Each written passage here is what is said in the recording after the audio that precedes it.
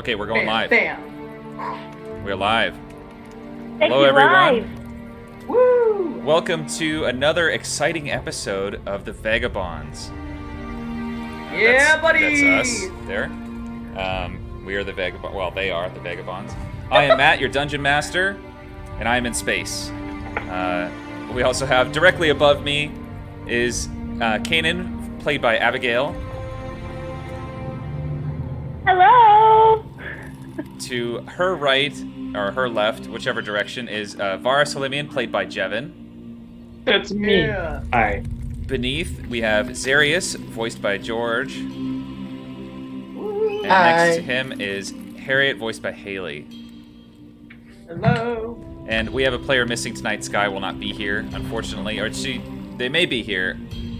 We'll find out. But as of now, we're going to go with they're not here. Very sad, because it's very exciting. So, as soon as my notes load, we will drop back in. Yeah. I think this is good. Okay, so, last we left... Oh, I gotta open a bunch of stuff. I made notes for myself. So, as soon as I can find these things, we'll begin. Don't everyone be so excited. I'll hold it back. Yeah, try to refrain yourselves from being so hyped up. I know. I Camera's just can't slightly contain tilted. this energy, Matthew. Abigail and I are trying separate Vibrating. rooms because she was hearing a whole bunch of echo from me speaking and then hearing it over Zoom. So, And my speaking. and her speaking. Mostly my speaking. So I you got can't do. banished somewhere else. Yeah. Welcome to the office. I feel welcomed. I'm feeling pretty welcomed right now. We You are should. You should. in the office. All I right. cast yeah. friends on all of you Oh. to make you feel welcome. Oh. Doesn't that mean when it goes away? Like I'll in 60 realize seconds, we're going to be trying really hype upset. me up? Yeah. All right, here we go. Dropping back in. Last we left off. Last time on the Vagabonds. During our last session, our party enjoyed some brief moments with an old friend and lover, Jen Talruk. After their victory in the championship arena of Renavash, this victory secured the Vagabonds' position as one of the two finalist teams and earned them a hefty payout as well as the illustrious honor of a second dinner with the unpredictable leader of Renavash, Nas Min, and their opposing team in the final fight, whoever they might be. Remembering the urgency with which Balthazar instructed them to return and fulfill their debt, the Vagabonds made their way through a somewhat more hostile city than they had experienced in the past, and entered eventually into Balthazar's forum. Through a convincing bit of conversation, the party got Balthazar to agree to send them not to the bestial plane like he originally intended, but instead to the Hells to rescue their trapped friend Fang and Varus' sister Drusilla, and to kill their longtime enemy Corzin Phaedra, the Rakshasa. Wisely deciding to take some time to rest after their exhausting fight, the Vagabonds gathered some much-needed resources and said goodbye once more to Jen, Harriet's lover, and returned to sleep not in their stately room at the Brothel Palace Escape, but instead in the training room at Balthazar's Forum. Waking in the middle of the night from their rest, Balthazar led the Vagabonds down the familiar underground pathway that leads both to the River Styx and to Balthazar's transportation circle.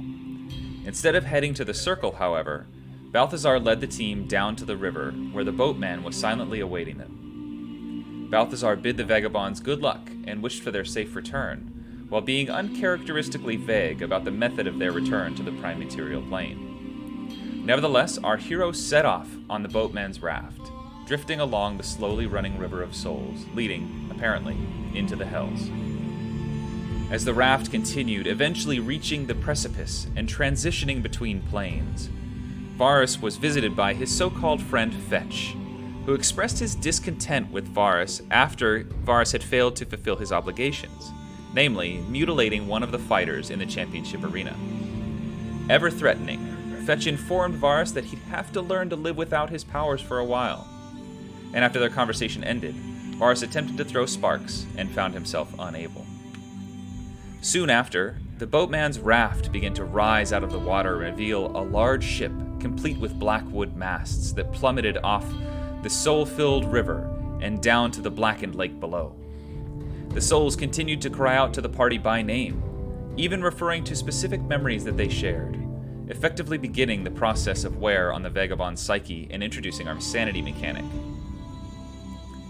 As the party drifted in the boatman's ship across the still lake, Inayra noticed a gigantic and rotting creature swimming in the water below, and Kanan, still as yet unable to remove the ring she found in Korzen's ashes, mentioned the fiend by his true name in a conversation and was made subject to his power, viciously assaulting her teammates and struggling to maintain her awareness. In a moment of clarity, brought on by the physical abuse of her teammates, Kanan tried to use Kane's dagger to sever her finger, and at first was unable to push through the pain.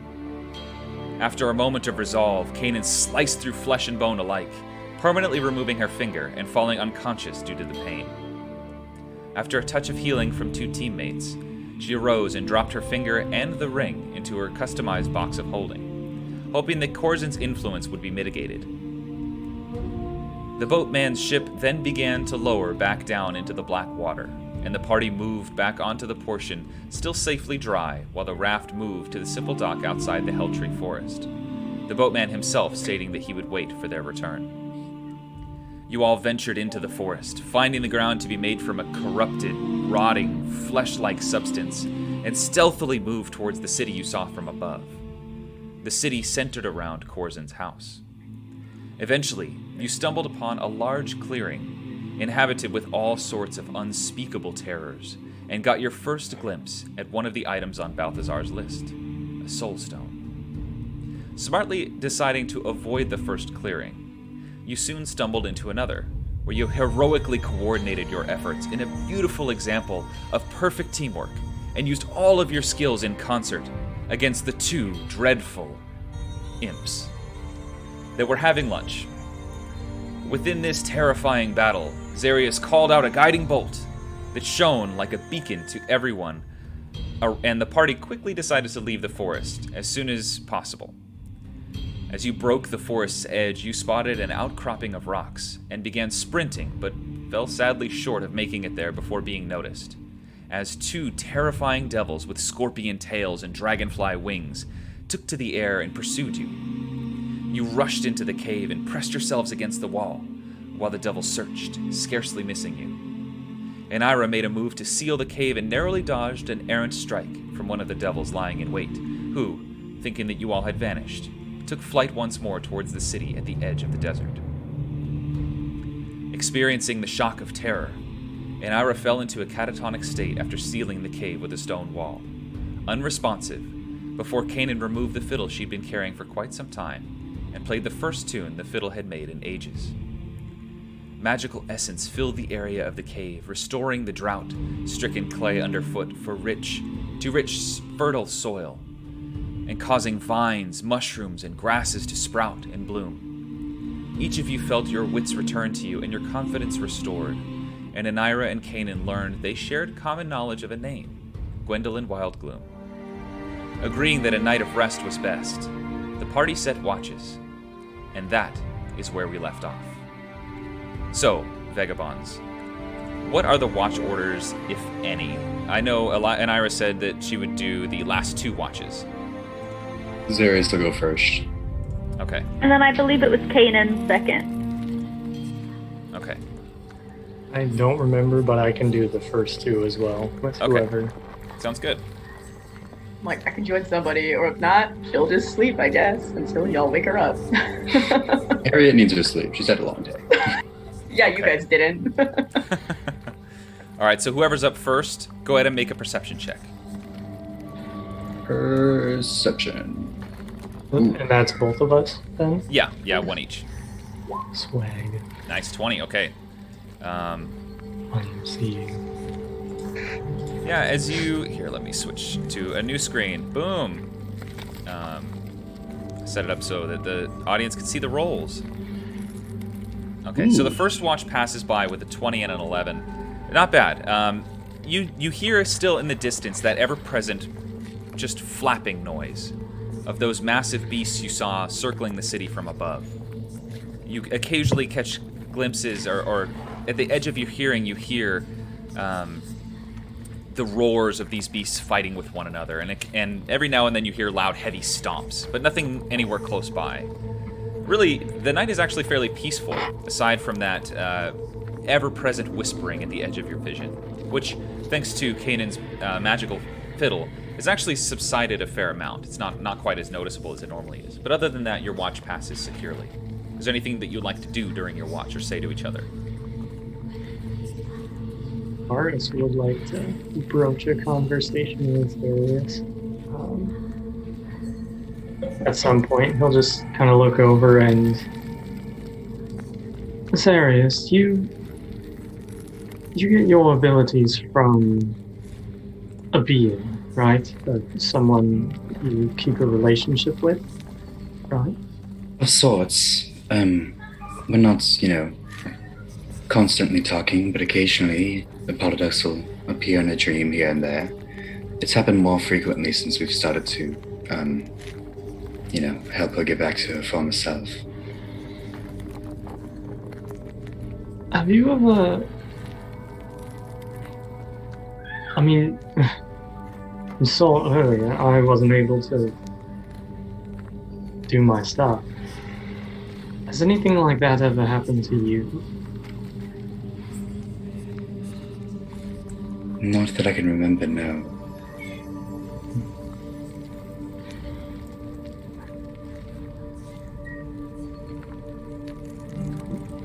What would you do if all of your magical abilities were taken away from you? Obviously you have other talents, but I'm just talking specifically the gifts that the Holodex gives you. That's a hard one. I have goals and things that I wish to achieve that I wouldn't be able to just set aside because I wasn't as strong anymore. I'd search out other ways of being strong, find other ways to get back to where I was and surpass it. And Varus, you're so much more than your sparks. Oh, I know. I mean, have you seen me? Look at how beautiful I am. If anything, I can just talk people into killing themselves. Sorry. Precisely. That does help, though. I mean, it's been, what, months? And sort of just felt like second nature. To an extent, but I don't know, it's kind of... If we weren't here, I would see it as a breath of fresh air. A sort of cleansing, I guess. But we're in hell, so... Yeah, it's hard to get a breath of fresh air where we are. Although the plant life is nice. Kind of strange, but nice. Well, Kanan has talent. Yeah. And I really hope that nothing more happens like what happened on the ship today. Kanan, and not one I'd want to go against. Yeah. Terrifying. Yeah.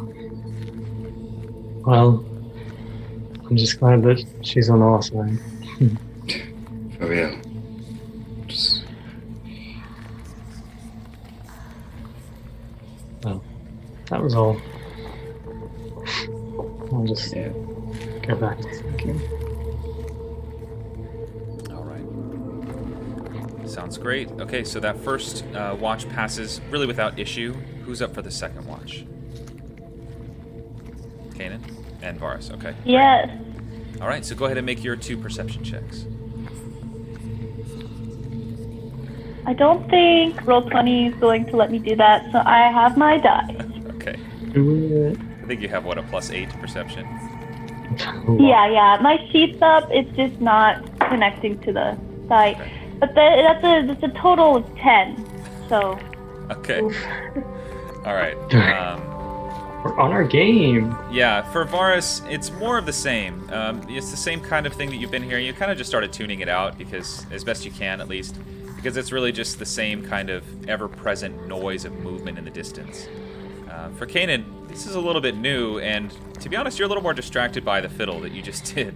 Really interested in that, and interested in you know how that worked, what happened. So your mind's kind of distracted. yeah. So I guess on this, she'll just be kind of holding the fiddle for a while, like probably about 15, 20 minutes. Just kind of like feeling it, the strings, making sure it's all in tune. And then as she's tuning it, she'll notice her fingers missing. And just kind of set the fiddle down and feel her hand. And then pull out her box really slowly and just sit there looking at the box. Running her hands to each corner. And then slowly opening it. And taking her finger out of the ring. Okay. Can I see all this? And just kind of burying her finger in the dirt. Okay. Is there anything that you two would like to talk about, or no? It's no big deal if not. Was I able She's to see not all of hiding, that? so Yeah. yeah. Okay. And what did you do with the ring after you buried your finger? It's in the box. She Okay. just put it back in, close the box. Just take a deep breath, and then put it back in her bag. At some point, Boris will probably get up and just walk over and give you a hug. Just no words, but just being there. She'll accept it. All right. The rest of your She'll- watch. Oh, go ahead. Sorry. She'll be like, Varus, you've lived much longer than I have. I don't know, you're what, 3 times my age? I stopped counting a while ago. Well, I should be coming up to 25, a whole quarter. At least 3. Yeah. I don't know. If you have any words of wisdom, I'd Me? greatly appreciate those. In relation to that? Pointing towards your missing finger? Or just in general? I don't really know at the moment. Well, I don't really have a whole lot of wise moments, so I'll try my best to think of something, but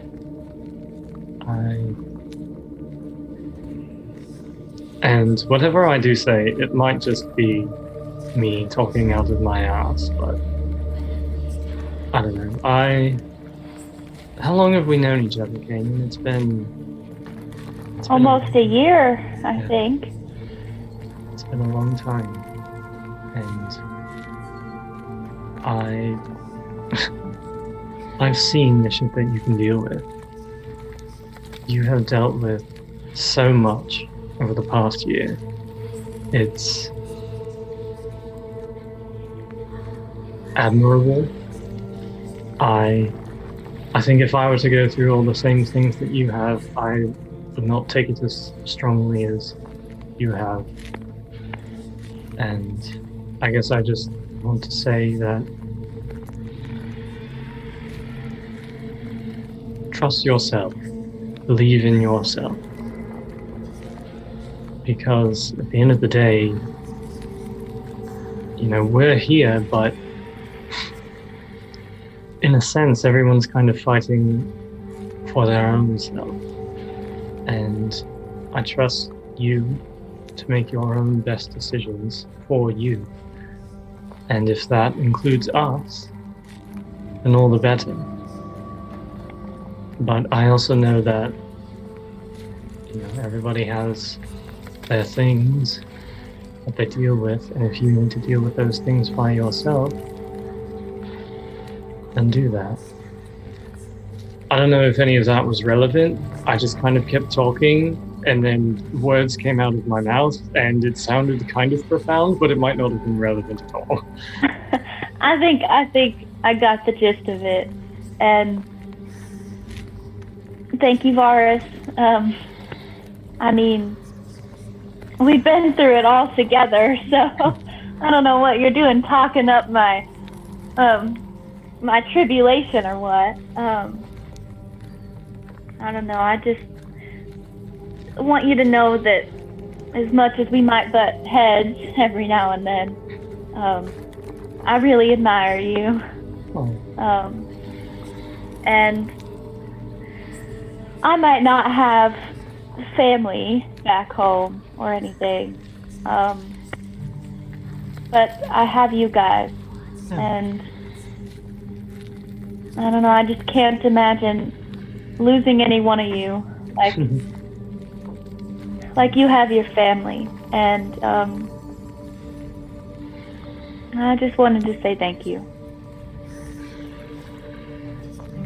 If you ever need a family, there's enough Limians to go around, so... I don't think I should be a Halimian. Well, I wasn't I've got to go saying- back and get my last name. Yeah, I wasn't necessarily saying that. I was saying more along the lines that we have this family here, whether by blood or not, but my blood family, you're always welcome to come and stay with us, or even if you just want to feel like part of the family, I'm sure if you showed up, it could make you feel like a real Halimian. You'd be great at it. Oh, thanks. I don't know if I'm for the show, though. What do you mean? The skills with the fiddle? I can play the fiddle. Yeah. That's about it. I mean, that's part of it. There's got to be music for the fight. That's where I picked up the flute. I guess I'll be playing the flute on the sideline. You, your little marching, not the flute. Not the flute. You play the flute, I'll play the fiddle on the sidelines, and I'll be your marching band. Sounds wonderful.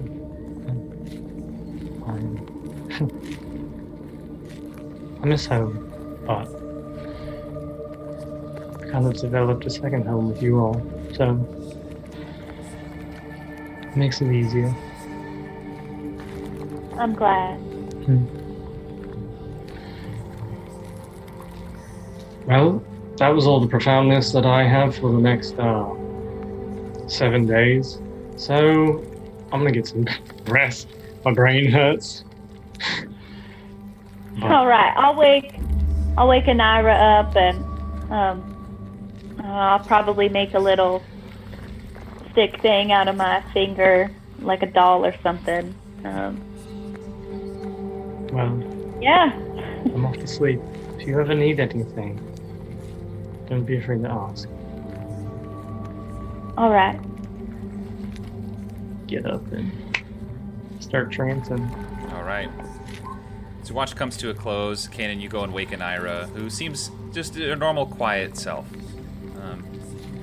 She, bids you good night and does her first. Yeah, I know, so many 11s.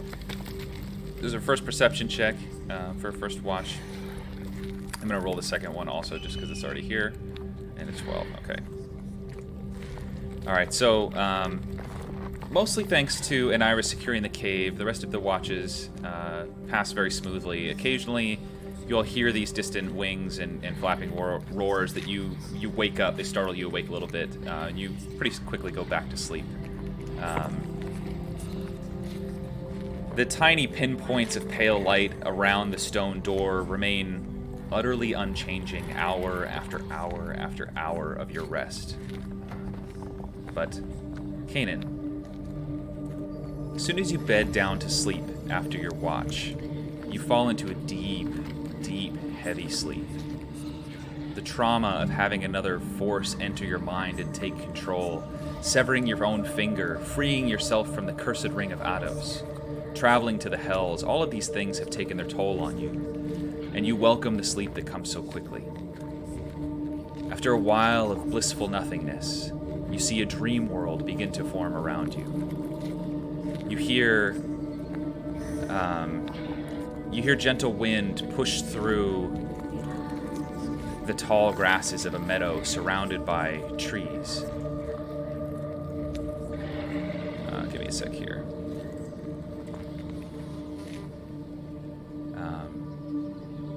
The meadow is surrounded by thin trees that are familiar to you. The salty smell of the nearby sea wafts through the air, and you're reminded of your home away from home in Falderstep. You're standing in this field, basking in the warmth of the sun, feeling the gentle wind through your fur, finally finding relief from the whispers that have plagued you since you arrived in the hells. You hear birds chirping and watch the sun begin its descent down toward the horizon, and you feel a familiar presence near you, and then another, and another, until you take a look around and see your friends. Varus and Harriet arguing about his looks, Zarius and Inayra comparing spellbooks. They're a few feet from you. The warmness of their presence bolsters you, and you feel comfort having them nearby. You close your eyes, taking in the pleasantness of the moment. And when you reopen them, your friends are further away, maybe 15 or 20 feet. What would you like to do?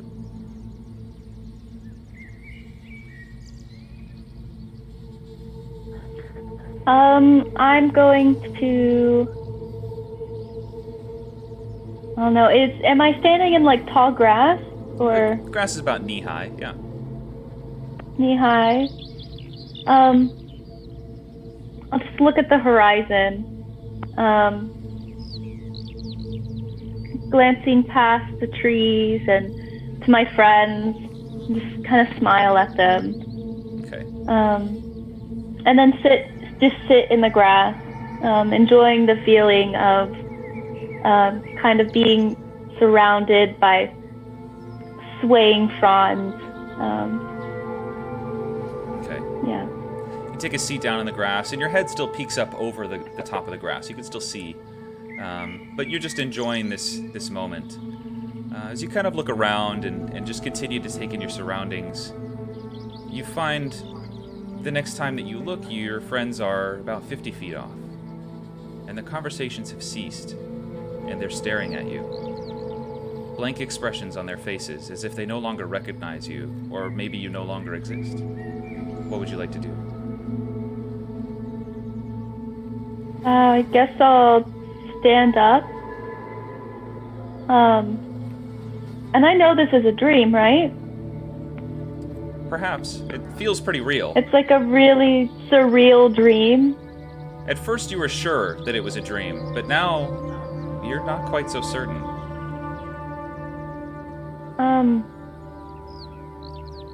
It's weird. She's just gonna kind of think it's weird, like stand up and look at them all funny. And then maybe take a couple steps forward. Okay. With each step you take towards them, you find them moving further away from you. As if no matter what you do, you can't get any closer. And in fact, each effort you take to get closer pushes you further away. What would you like to do?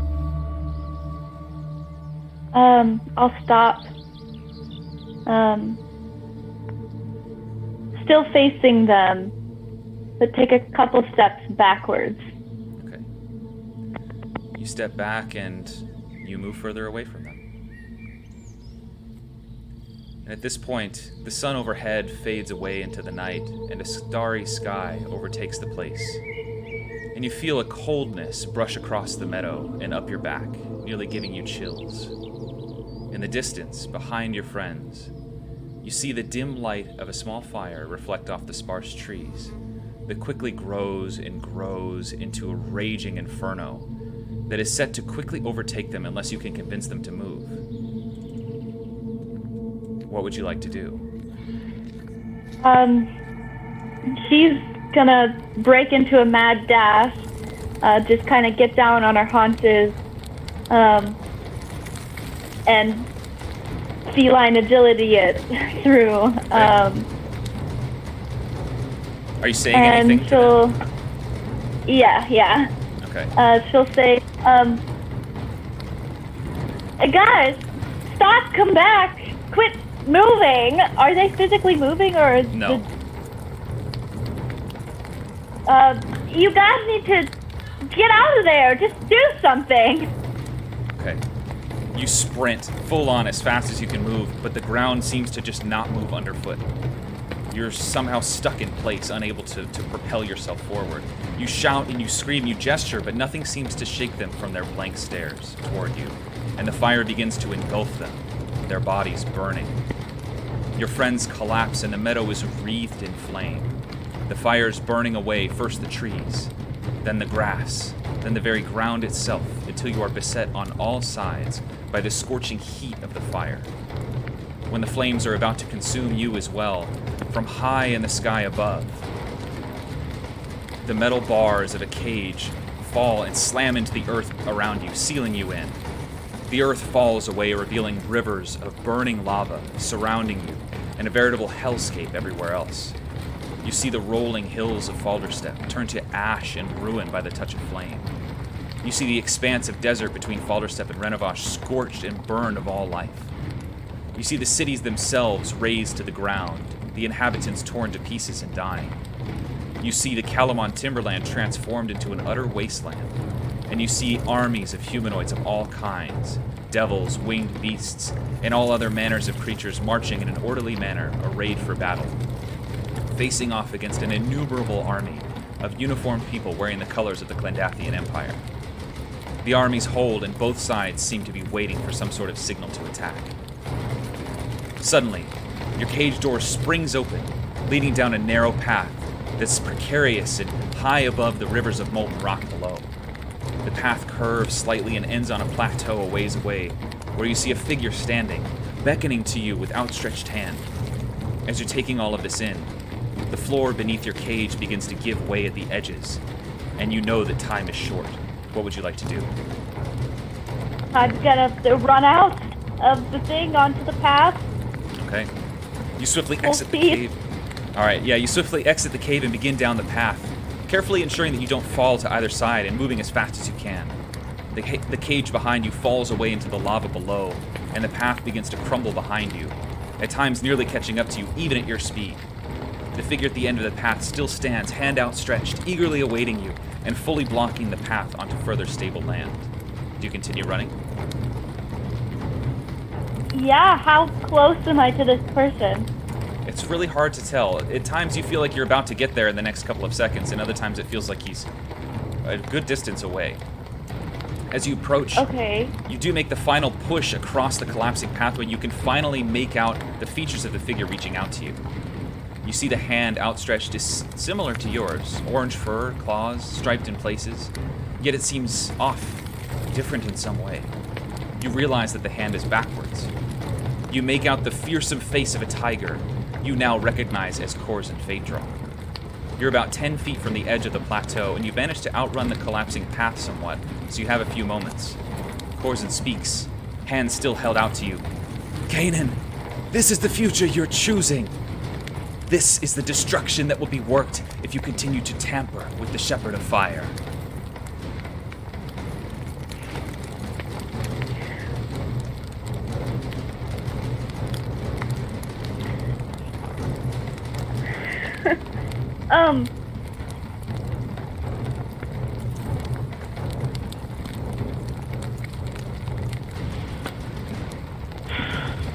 What do you want to say? Kanan's in tears.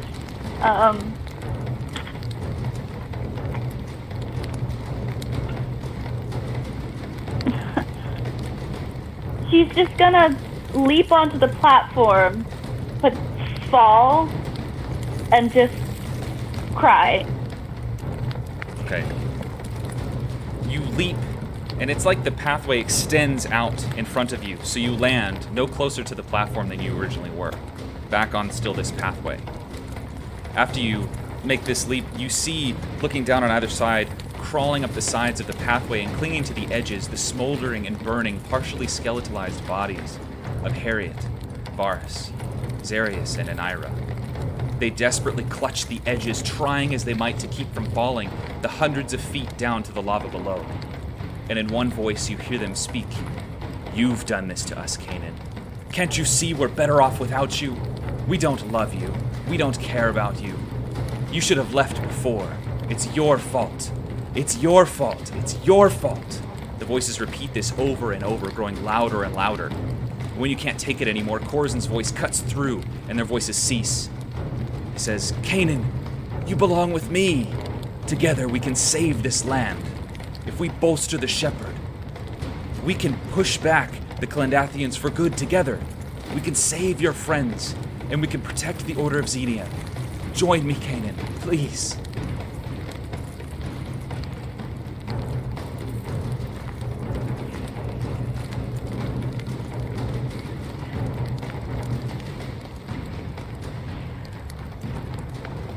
What is it you've done with my friend?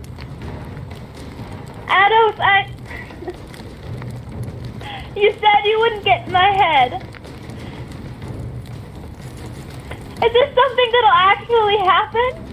This can't be my fault. This is the future you're working towards, Kanan. By interfering with my works, with interfering with the shepherd. This is what you're asking for. No, it's not, Corzan. I'm asking for people like you to stop fucking with our heads. I'm asking for you to stop killing my friends and making me kill them. I want a future where we can make our own decisions, where it isn't decided by some guy that's fiend. You could have been a good man. You were a good man to many people. You could have been good to us. And look at you. If you don't stop, we're gonna kill you, Corzan. Like you're killing our friends. And like you're killing me. Corzan lets out a heavy sigh. Very well, Kanan. You've made your choice. This is the land, the future you want, so be it. Embrace the life you've chosen. Corzan turns and begins to walk away from you. And suddenly, you hear the pained groans of your friends once more as they each individually begin shouting, "Your fault! Your fault!" over and over, and they pull themselves more onto the remaining piece of pathway, quickly falling below. As they do so, the part attached to the plateau cracks and ruptures, breaking off, sending you tumbling down. You fall, and your friends manage to climb atop you and begin ripping and tearing it with their bare and skeletonized hands. Kanan, make a wisdom saving throw.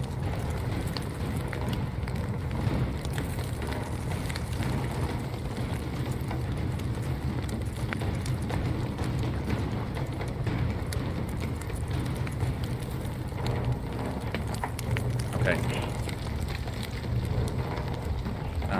This moment of you falling, ever falling down and down and down with your friends tearing and pulling at you, continues the rest of your night.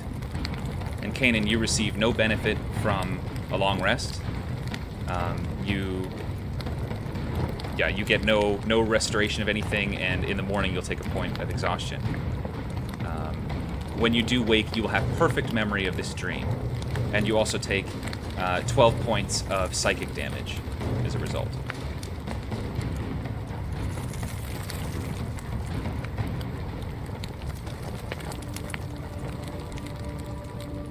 Okie dokie. Okay. Sorry, I gotta get us back in the right place here. Okay. I think that's the right one. Okay. The rest of the night passes, and Inayra is awake doing her watches as far as the rest of you know. Everyone, occasionally throughout the night, notices through bits of consciousness within their sleep that Inayra is kind of really examining the large door that she's made, searching out a weak point to try to break through, and she's also going through her spell components pretty fervently.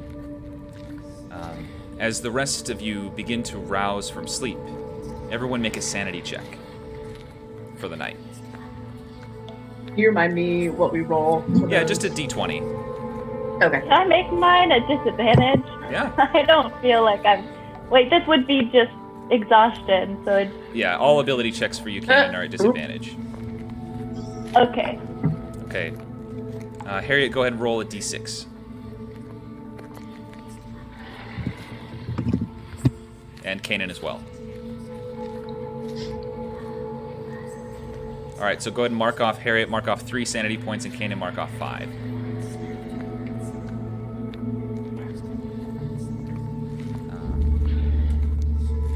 Zeri, just one sec too. I forgot to grab dice, so I'm gonna grab dice.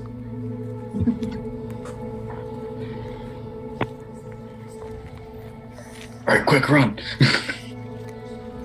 There is nowhere I can run. I'm stuck. You know that song, Oh Sinner Man, where are you gonna run to?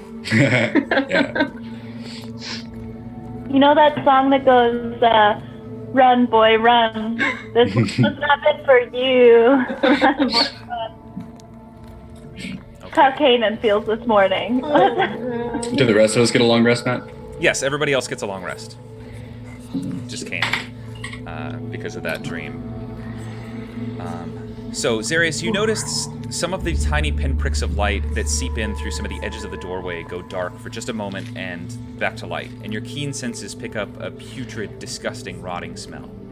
Is there anything you'd like to do or say?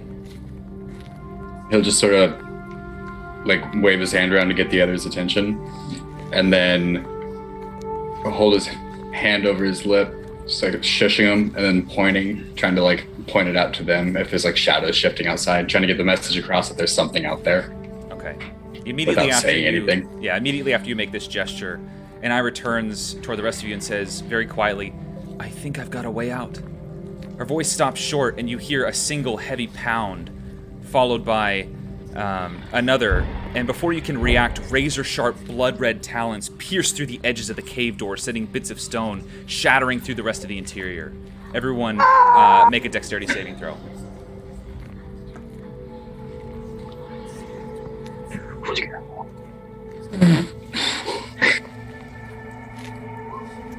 Oh no! You guys. So, Harriet, you take the full 4 points of damage as the bits of rocks shatter kind of around the room. You take the brunt of it, and the rest of you succeed. So you either take half damage or no damage, depending on your class stuff. Well, that would be nice. The talons grip the stone doorway and pull, breaking the door in 2 pieces and revealing a horrifying, red, beady-eyed monstrosity made from bone, with paper-thin skin stretched over top, glaring inward, thin insect-like wings fluttering behind, with a glowering scorpion tail poised to strike. In an instant, another taloned hand reaches into the cave space and grabs Inayra around the torso. Her talons piercing into her body, dealing 8 piercing damage, and I'll mark that off. And the devil tries to pull her out of the cave. I need to make a strength save for Inayra, so give me 1 second here. Strength saving throw. Oh. Okay, natural 1. All right. Gotta update her hit points. Okay. Yeah, not great. The beast withdraws Inayra, and as it does so, it clunks her head against the cave ceiling, knocking her unconscious, and lifts into the air, its dragonfly-like wings buzzing and carrying her body quickly toward the city beyond the desert. You'll have a moment to react. The cave opening is about 3 feet. What would you like to do?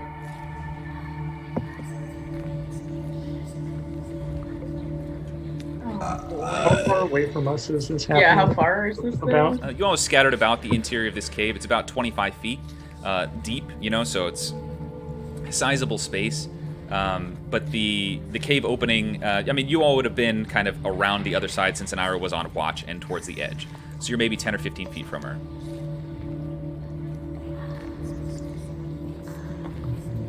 Am I able to run after this thing and try and stab it? It's already in the air, and you'd have to climb Okay. out of the door opening, which is only about 3 feet. So it'd be not a tight squeeze, but it'd be a thing you have to do. You can try. No. If it's like up in the air, Varus will try an Eldritch Blast. Even Okay. though You reach out, try to summon the purple blades that you normally throw, and you make the motion, and nothing happens, unfortunately. No. All right. Everybody make a sanity check.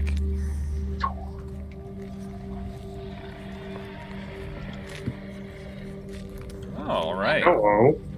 Y'all, Here, do you want my rolls, Harriet? That's Yeah. you can keep I'm worried about you. Zarius has passed all of them so far. Now that I said that, he's going to roll nat 1. But Is that nat one? All right. So, go ahead and Harriet roll a d6. hold on, that's a different dice. Have you hit Okay. 0, Harriet? Yeah, I finally did. Okay. So roll a d100 for me. As you hear the whispers get louder and louder, and the roaring and stomping that you hear of these creatures in the distance feels so much closer. You are now frightened, and you are basically unable to do anything. You can still do things, but like any scary object or scary person or scary thing, you're gonna have to run away from. Okay. So just keep in mind that you effectively have the frightened condition, just at everything. Including my friends, or including things that I would perceive as I would say threatening? everything. Okay. Yeah, you're terrified for everything. Okay, so in that case, I will not be making attacks against this giant beast. I'm gonna book it the other way. Okay, so you tucking back into the back of the cave. Yeah. All right, sounds good. You all see Harriet do this, and the fear kind of enter her eyes. What would you all like to do?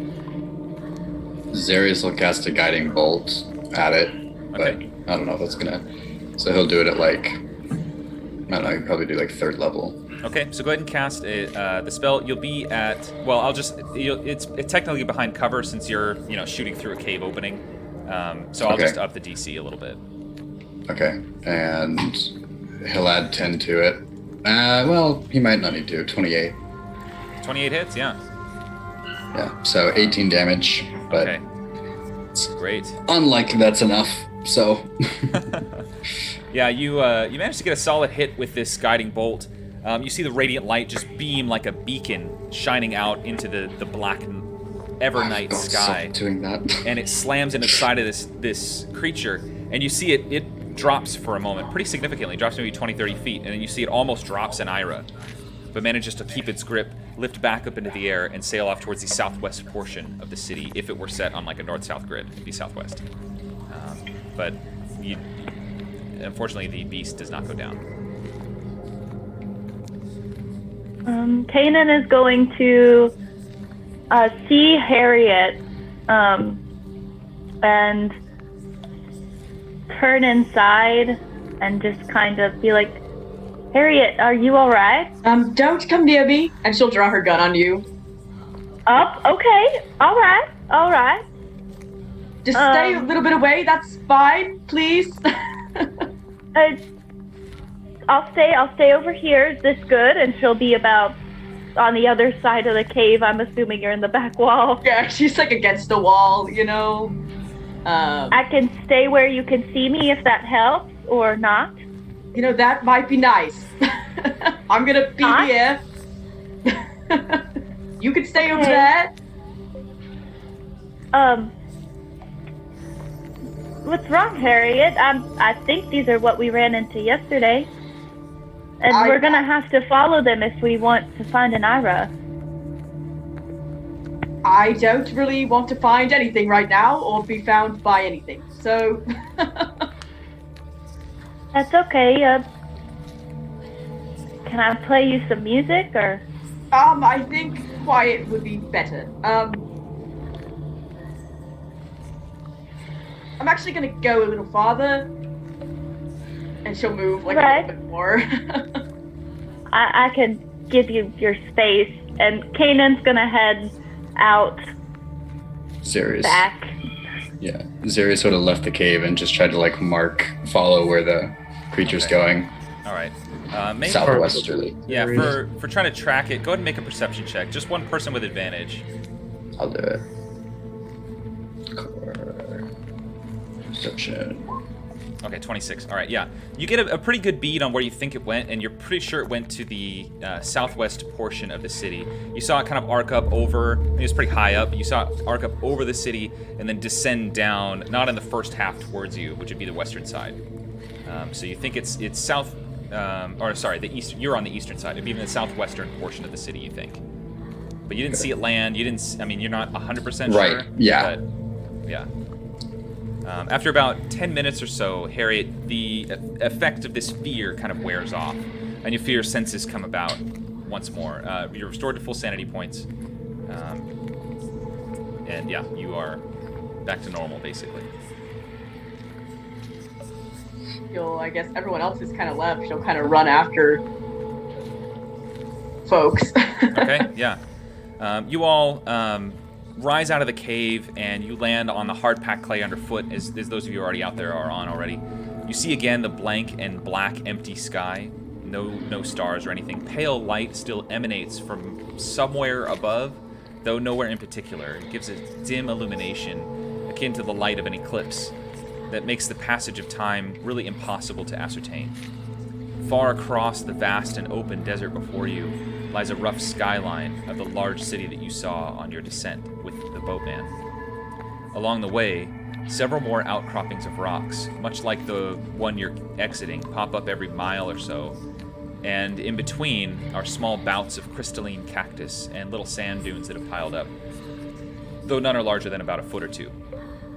Occasionally, the dusty crinkle of a tumbleweed bounces and rolls across your intended path, propelled by the hot wind that's blowing steadily. When the wind gusts, bits of grit and dirt kick up into your faces, and you have to squint and cover your mouths to avoid eating dust. In the far distance, just at the edge of your hearing, you make out still again the heavy beating of large wings and odd roar of some ferocious beast unseen. Otherwise, the path to the city is practically a straight shot. So what would you all like to do? Harriet will kind of run up to y'all like, sorry, something came over me, but I'm here now, and are we going after that thing? I mean, we can't just leave her. I think it flew to the southwestern portion of the city, but I couldn't tell more than that. And we need to go there anyway, so...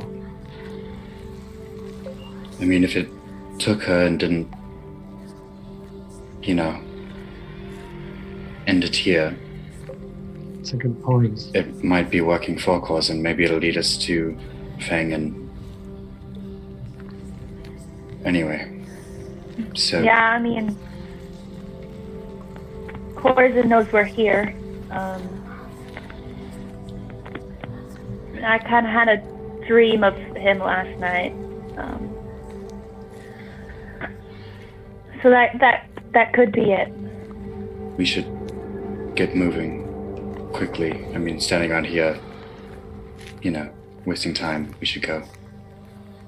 We can hide her with him. Yeah. And if you want, on the way, if you want to tell us about your dream, you seem very certain that he knows. But that's up to you. No pressure. I mean, you know how Inayra said she could contact people via dreams? This was something of the sort. Oh.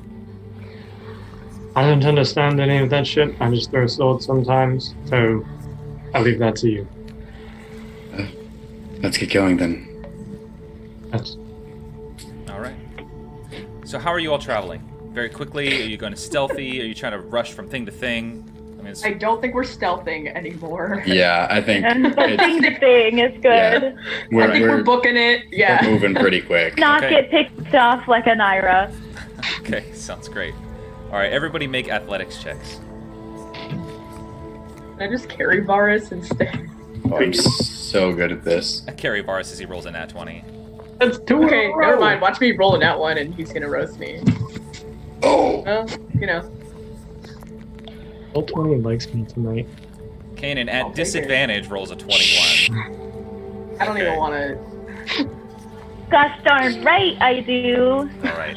Kanan, are you telling Worried the about rest my of them friend. about your dream? Not all of the dream. Okay. They just didn't- know that Corzin visited me. Okay, I just didn't know if you were going to relay the whole... You know, I mean, so you didn't have to roleplay the entire thing that I just gave you. If you wanted to abbreviate Oh, it. no, I don't know how no. much you wanted to tell. No, if I did want to tell them, I would. But what I just said to them is all I'm telling them. Okay, perfect. All right. Yeah. So you all make your way across the desert. You pass by the odd rock, the tumbling tumbleweed, parched and bleached bones, huge gaps in the cracked earth, and you eventually make your way to the first outcropping of rocks about a mile away. You got about 4 more miles to go, you'd guess. Would you all like to take a break, or you want to just continue running? How are we feeling? I need to take a break, just for a little bit. Alright. Yeah. Yeah. Feeling kind of worn out from last night. I feel great. I'll stand watch, stand guard. Okay. And are you wanting to take a short rest? Kanan would love that. Okay, it's about a half an hour at the minimum, just so you know. Never mind. Okay. Yeah, I think we probably rest for like 5 minutes, maybe. Just catch your breath. Sounds great. Yeah, you stop to catch your breath and regroup somewhat, drinking some of the very little water that you have with you, and you're resting your tired legs. And you all notice that this area seems to have quite a bit more dust and sand than the rest of the desert that you've passed through so far. It's like you entered into a weird, like, bowl of sorts that it's just collected a bunch more dust and sand and stuff. Little mounds of the stuff are piled up in varying distances from the bunch of rocks that you're resting at. And the rocks here don't make up any kind of cave structure, but you guess that they did at some point. And that either it collapsed from an earthquake or some other natural event, or it fell apart because it was a manufactured thing. You're not quite sure. Is there anything that you all would like to do in particular? Other than just rest? Mourn the loss of Harriet going the longest she has without tea. Okay. All right. Water? No. Tea? I can Okay. find them. As you're beginning to gather your things and like, you know, kind of collect yourselves to venture forth once more, Zarius, you notice that one of the piles of sand shifts and moves. No. Like something inside of it is Oh, missing. no. What would you like to do? No. Mr. No. Sandman. Sand me a sand. Your dreams. Christ. Make him the greatest is it- order. Yeah. You only got a moment. What do you want to do? Is it moving towards us, or is it like hard to tell? Whatever. It's just kind of shifting. Yeah, he'll get everyone's attention. Be like, guys, there's something moving there. Okay. As you mention this, the pile bursts into a cloud of dust and sand blasts into your face areas. Make a Constitution saving throw. That's what the sound he makes.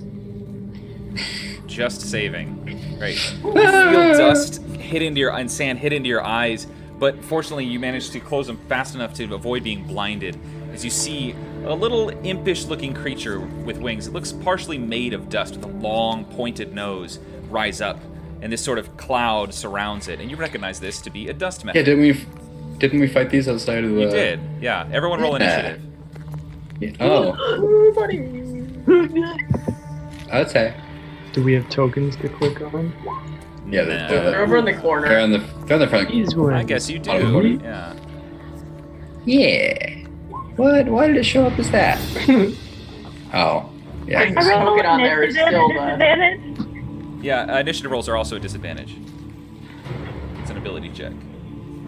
There's a second one. So 19, okay. Chicken. No. And the Dust Mephit tied with Kanan. Although I don't have a token here, so it'll go. Your dex is higher, so you'll go first, Kanan. So you see, this single Dust Mephit has appeared next to Zarius. 2 more pop up on either side of you, or kind of surrounding the group in a triangle. What would you all like to do? Kanan, you're up first.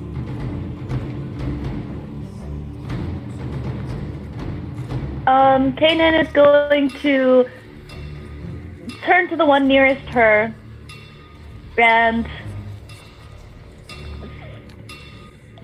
stab it twice with the dagger. Just pop, pop. Okay, go ahead and make your 2 attack rolls.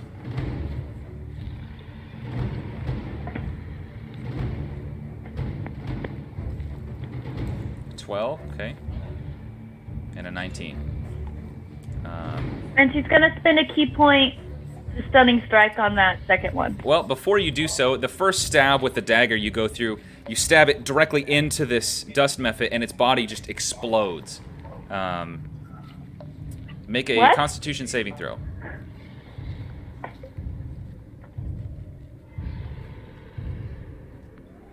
It is coarse and rough.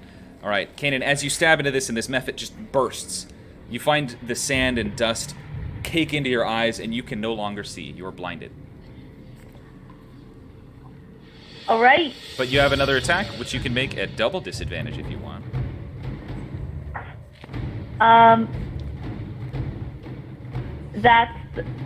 It's dead, right? The first one's dead, yeah.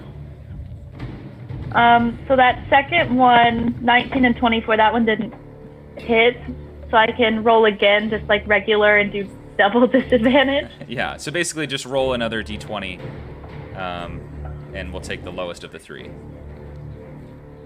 Okay, so the 19 still... So 19. Yeah, you still manage to. Your senses are so keen. You turn, after bursting that first Dust Mephit, you turn and flip and slash the dagger into another one. We'll take the first damage roll too. 13.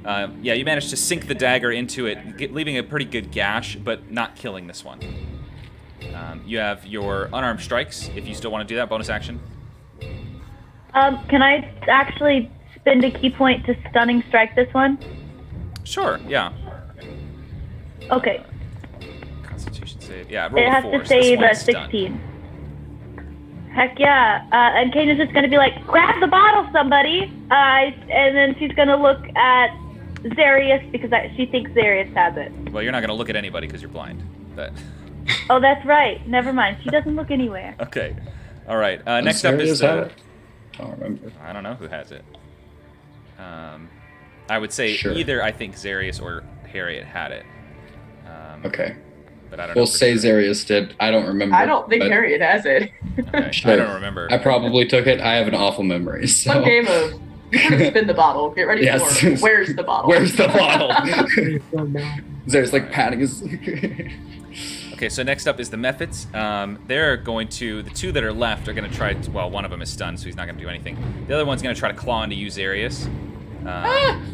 So that is a 16 That'll miss. and a 21. That'll hit. Okay, you take 5 points of slashing damage as this Mephit, just in this blur of dust, claws into you, apparently just scratching at the side of your neck a little bit. Dealing only 5 points, so it's not too terrible, but that's it for the Mephit's turn. Next up is Varus. What would you like to do? The one that just attacked Zarius is the one that hasn't been hit yet, right? Correct, yeah. Am I able to get over there? Easy, yeah. I mean, these are all fairly close to you, so. All right. I'll boogie over there and All just right. slash at it twice with the Heart Striker. Okay, go ahead and make your first attack roll. These guys aren't strong, so. Yeah, 24. Yeah, and 11 points of damage. Nice. Definitely hits. You slash into the cloud of smoke, your rapier piercing into the creature, and you hear it let out this horrid kind of cry. It's still floating, though, still flying. Another! And that's enough to put it down. As you stab into it the second time, it bursts in this cloud of dust and dirt, Both you, Varus, and Zarius make Constitution saving throws. And can Zarius try to use the bottle on it? Or, I don't know. Yeah, so you have your reaction. Go ahead and just roll, or do a dexterity check. Just a regular dexterity check. Okay. Varus, you cleanly block all of the dust and sand that would enter your eyes. Just Zarius can't because he's uncorking the bottle. Yeah. Zarius is busy trying to uncork the bottle, looks up right as it pops, but manages to pop the top of the bottle open, and you hear this horrid sort of noise as it just sucks the essence of this creature in. And Zarius, your vision goes black because you have just so much sand and dirt and dust in your eyes. But you manage to slam the cork back on and tie the leather inscribed piece over the top. Okay. Yeah. All right. Anything else you want to do, Varus? I mean, if I have any movement left, I guess I'll start to move towards Kanan, but that's Okay. Yeah, you walk over there a little bit. Zarius, you are up. And... All right. Can Zarius just use his action or whatever to try to wipe whatever's in his eyes out, or? Sure. Make a Constitution saving throw. Okay. Yeah, that's easily enough. You managed to clear the stuff from your eyes and retake in the field. You still got a bonus action if you want to use it. Yeah. I don't think he can really do much of the bonus action. Okay. I guess well, hold on. I mean, he could cast Spiritual Weapon, but I don't think he wants to. So he's just going to take a couple steps back. Okay. Still oh, gee, okay. And, put the bottle in his pocket. Okay. Sounds good. All right. Next up is Harriet. All right. Remind me, are there more of these punks around? So there's just one Mephit left that's sitting in this kind of daze, stunned by Kanan, and that's it that's left. Okay, I guess, let's see. It is a very easy target to hit. Yeah. She's just gonna try a little Ray of Frost. Okay, great. You have advantage on the strike, but 22 okay. is enough anyway. Okay, and 2 is enough to do it, yeah. It had 1 hit point left. Yeah, she's still just kind of disoriented, and then she just and pulls up the quarterstaff. It's like, bing! like 2 little damage points. Yeah, just this little icicle just shoots out of the end of the of your staff and just stabs into this dust Mephit, who explodes. Harriet and you weren't close enough, Harriet. So just Kanan, make another Constitution saving throw. Poor Kanan. And I guess Varus, you went over there too. So Varus, you do one also. Heck yeah. My luck can't last forever. Kanan's still blind. Varus, you cleanly managed to avoid it once more. But thus we exit combat. This isn't interesting. Roll 20, roll me low. Wait. Oh. Bring Okay. the low rolls. Man, Switch. I crave my own destruction. Why? Yeah, we know. After a moment, about a minute, Kanan, you managed to scrape the dust and dirt out of your eyes, and you're back to being able to see. Yes! Well, that was exciting. Next time, let's just leave the rustling piles of dirt. No. Ugh. Yeah, I agree. God. I think that was fun. Zarius will throw a little dust at Varus. Varus, I'm just gonna say, with the rolls you've had, you quickly just Hello. deflect it off to the side.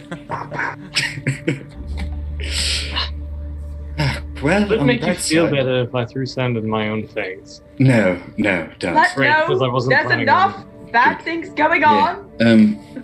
I'd like you to be able to see while we're traveling, but I too like to be able to see. on the bright side, I believe that's dust of a Mephit acquired, and he'll kind of hold up the bottle. Oh, that was one of the things, wasn't it? Yeah, I think we're just missing the Soulstone now, which I guess we know where it is if we want to go back, but No, not one. now. Well, one is, of course. As you hold up that Thing bottle real easy? quick, it inside the bottle, the dust is just constantly churning and turning and swirling, no matter what. It just doesn't ever stop. That is a very weird bottle. Very weird dust one, but yeah, I'll hold on to this, I guess. We should get moving again if everyone's ready. Yes. 1 second. Kanan's gonna cure wounds herself real fast. How's Kanan looking? Like, is she looking rough? She looks exhausted, very tired, sluggish in her normal movements. I mean, she's still fast as crap, but she's Right. feeling the wear. It looks like she didn't sleep well last night, and she looks hurt. Okay. It was the hurt that he was looking for. He'll walk over and cast a Cure Wounds on her, too, at 2nd level. Okay. Like, hang in there, Kanan. Thanks. 7. Good enough for me. That was 2 1s. Bruh. 51 is better than 30. That is true. So. All right. So you all begin again across the hot desert. In spite of the lack of sun, you still feel the heat just emanating all around you and rising from the ground underfoot. It's not 1,000,000 degrees or anything, but you definitely feel yourself sweating through your clothes. As you continue across the desert, everyone make an athletics check. Again. Finally! Kanan again with a disadvantage 22. Oh my god. All right. Even split. I'll pretty carry much. you. You're not getting there as quickly as you'd like. It's definitely taken you some time to get there. The heat is wearing on you. The lack of water is wearing on you. But eventually you continue on, getting close enough to the city that as you make your approach, you make a perception check. Just 2 people. What do my tiefling eyes hear?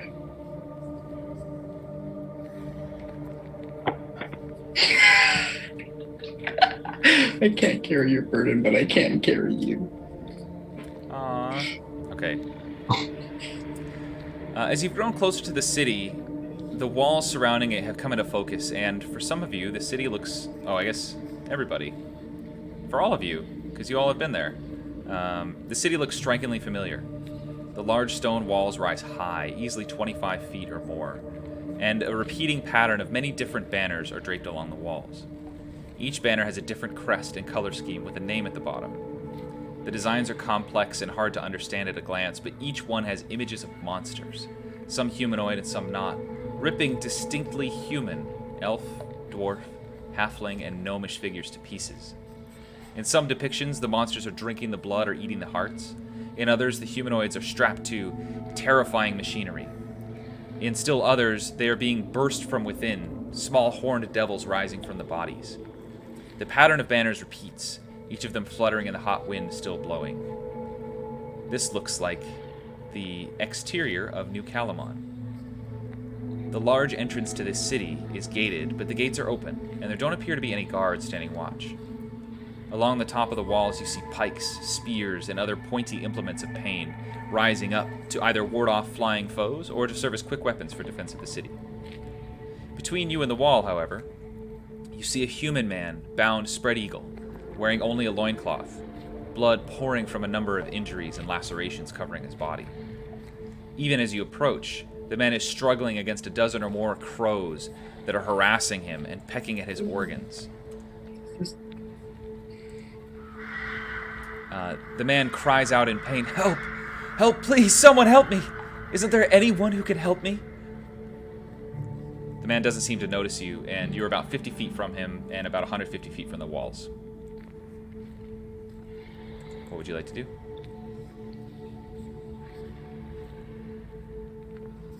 Oh dear. That can't be a friend of Corazon, can it? That's just another victim. Even if we release him, what good does that do? He's still stuck down here. Yeah, is it our place to help him? I mean, what did he do to get there? Frankly, we have more pressing matters than some human who found his way into hell.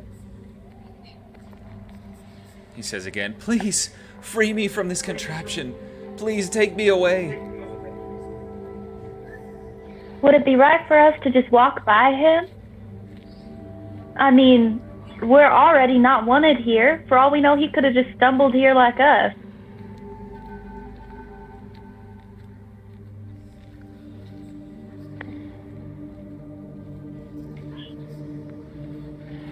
I don't want to leave him. I mean, no one deserves that, but even if we free him, what are we going to do? Take him with us? Through the city? Full of demons? I mean, Tell he's him to run? hardly Just alive. let him go. Any nuisance we can causing is a win for me. I gotta agree with that. Alright. I mean, they just look like normal crows? Yeah, they're just normal crows. Okay. Can I look around for anyone watching? Yeah, take a look. Make a perception check. I know you just made one, but this is specific. Okay, 27, great. Yeah, you look around and you don't see anybody. Aside from the constantly circling creatures overhead that are way up there. You don't notice anything. There's nobody looking. And he said contraption. Is he like just tied to something? Is there like... Yeah, so he's strapped to this rectangular like rack thing, but you see on the back it's got a series of gears and stuff, and you get the sense that it can expand and contract, both width-wise and height-wise. It looks to be in a considerable amount of pain from both that thing that he's strapped to that's kind of stretching him out, as well as the birds. Well, we're doing this. At least try. Alright. So Xeris will waddle over. Okay. And he'll cast first. No, he won't cast.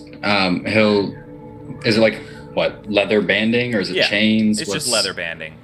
Okay. It's just simple straps that are holding this guy in place. Xeris will draw his sword and sort of like wave it at the crows to see if they'll fly off. Yeah. You scare them off pretty quickly. They're a little bit hesitant at first, but they fly off. Yeah. And he'll just one by one cut the straps if they'll cut. Yeah. I don't know. Yeah. Real easy to cut through. And the guy kind of drops down to his knees.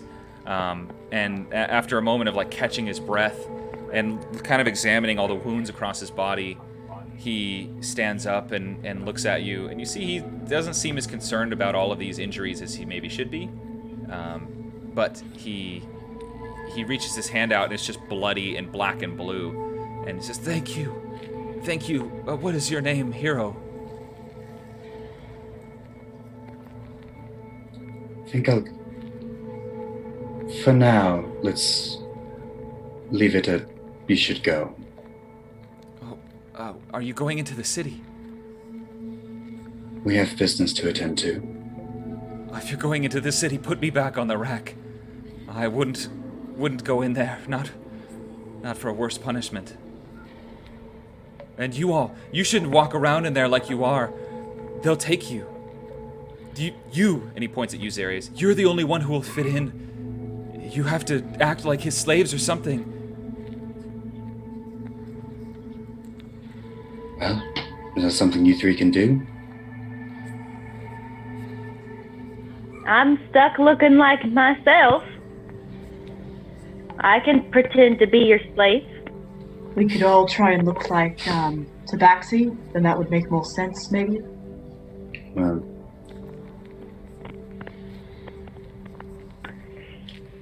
perhaps. If you can't take me away from this place, tie me back to the rack. I'll never make it on my own. I don't think you'll make it where we're going. Yeah, I mean, your best bet would be... I mean, do you think that if the boatman's there, is it worth sending him? The boatman? You came with the boatman? You really are lost. And the guy kind of panicked, looks around, and just takes off running along the side of the wall. Well, He's gonna die anyways. yeah. At least he'll... I'd say he has some chance, but No. given the place we are... Unless he's not who he says he is.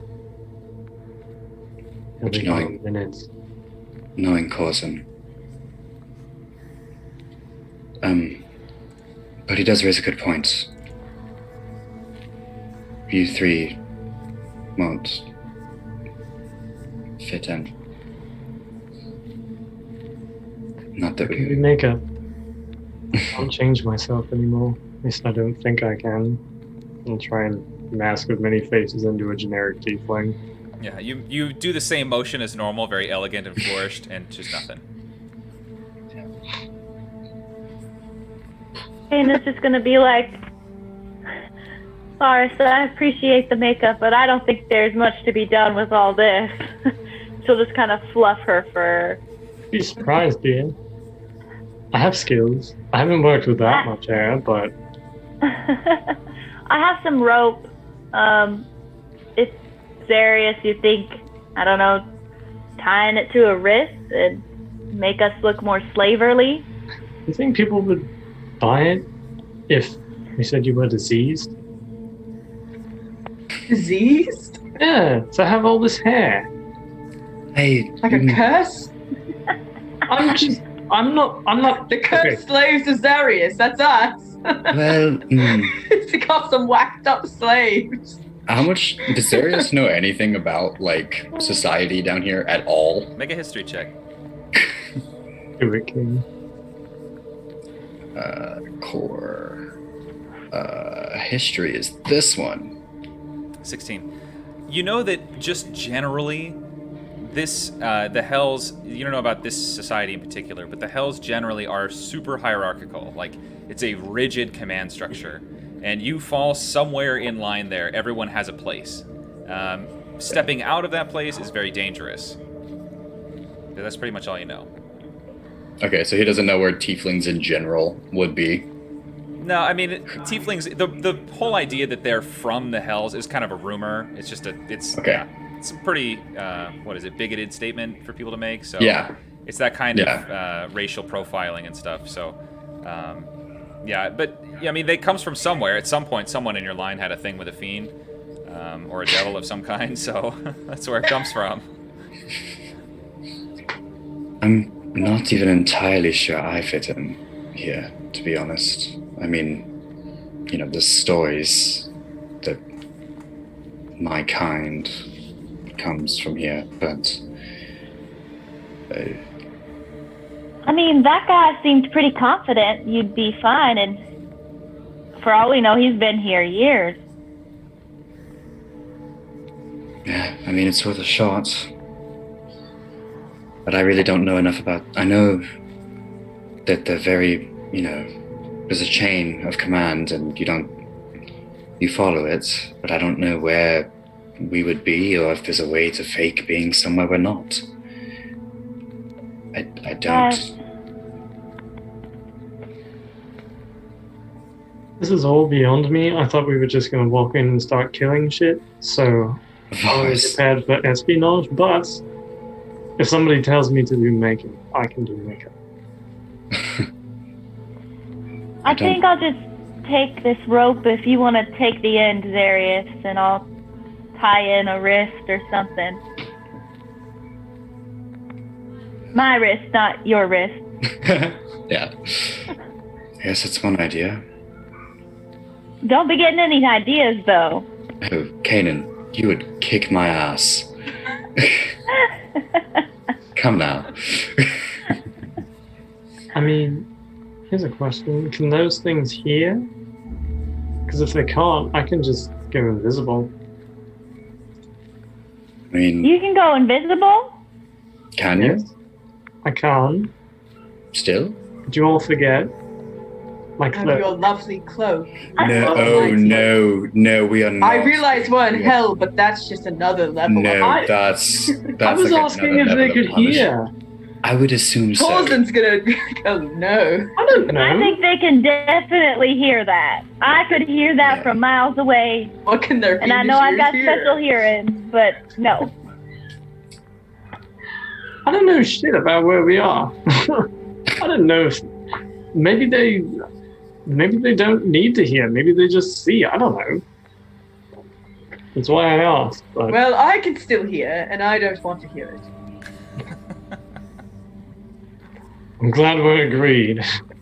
Is there some kind of like big gate that we're approaching, or is it like a wall? It's a wall, and then to the side there's a large gateway. The gates are open currently. Okay. Well,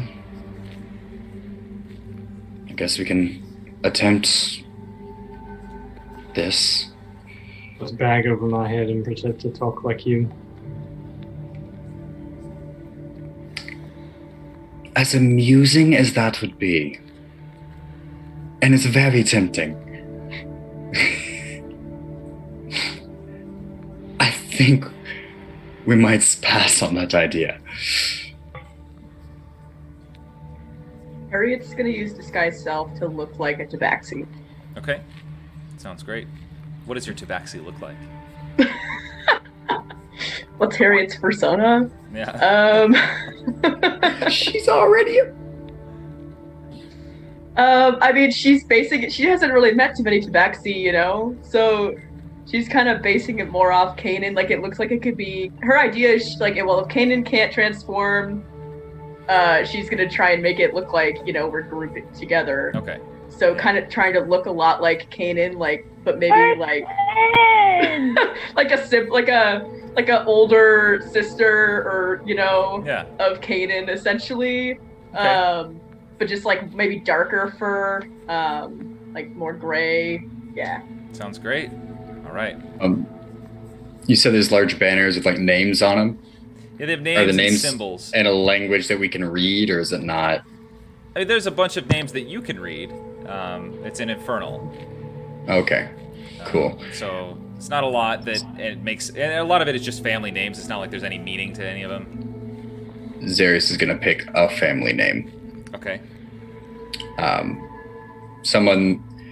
Is there a way to like try to roughly gauge status from it? Like some of them look more ornate than others, or Make something. an intelligence check. Okay.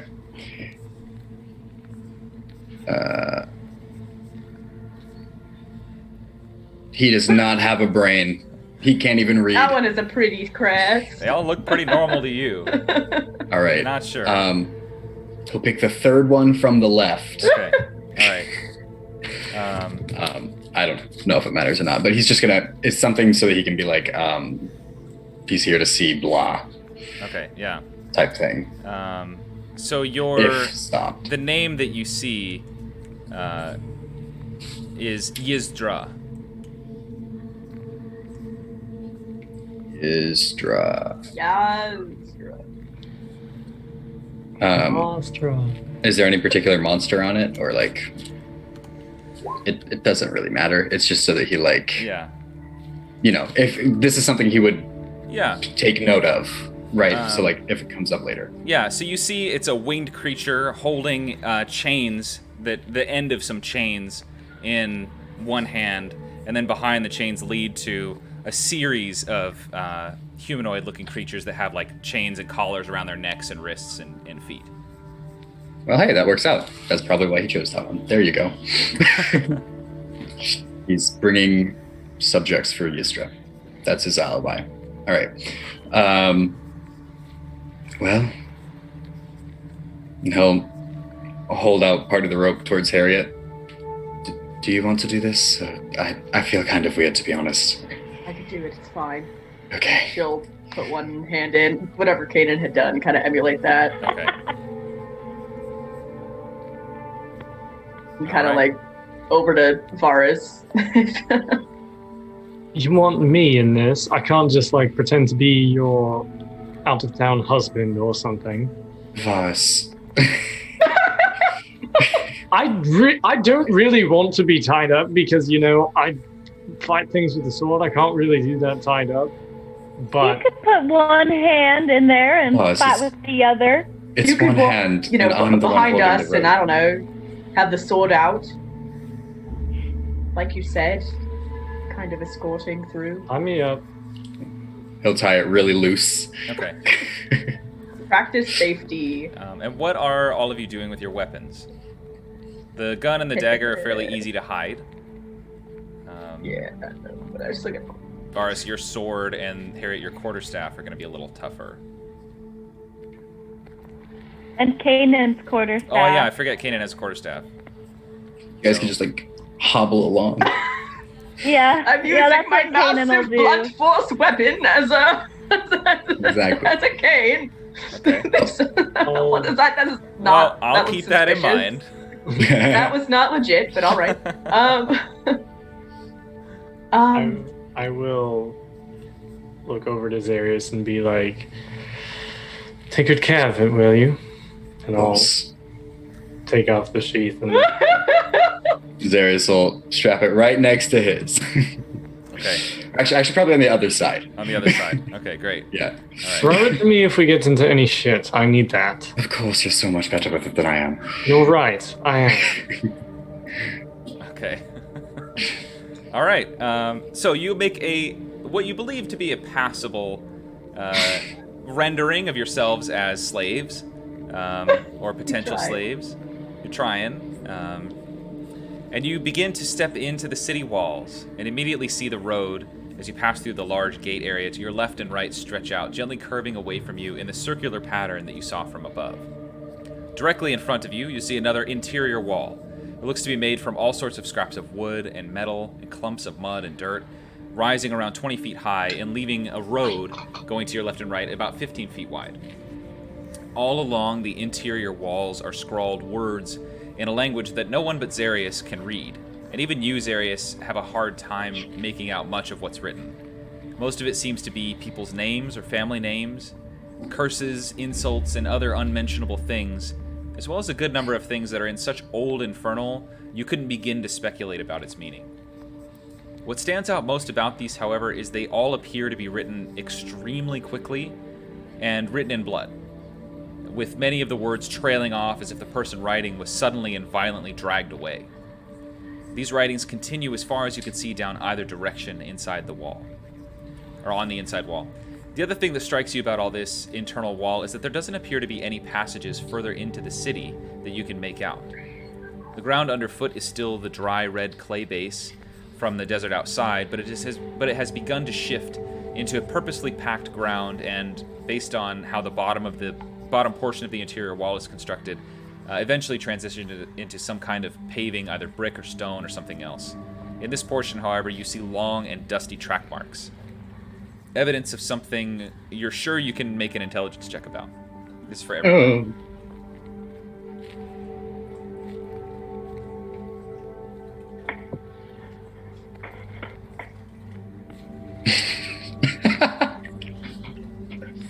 Alright, 18 for Zari is pretty good. Just read the line above that.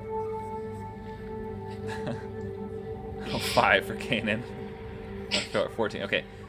So, Zarius, you in particular, but Baros and Harriet, you're kind of getting the same feeling. Zarius, you're certain that this looks like the track marks were made by like repeated dragging of heavy chains, or maybe like a wagon, but it definitely looks more like what you would see if a chain had just been dragged for years over the same spot. So, what would you all like to do? Just as a point of clarification, so if the city were set on a grid facing north, south, east, west, with Korzin's house that you saw from the beginning at the center, you're entering in on the eastern side, and Inayra was carried off to the southwest by those horrifying bony monsters that attacked you this morning. The path to your right leads north-ish, and the path to your left leads south-ish.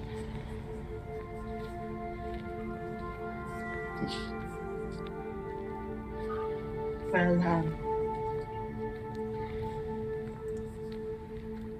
we're continuing after Inayra. It looks like this path here, and I guess she'll gesture at the south one. Mm-hmm. Yeah.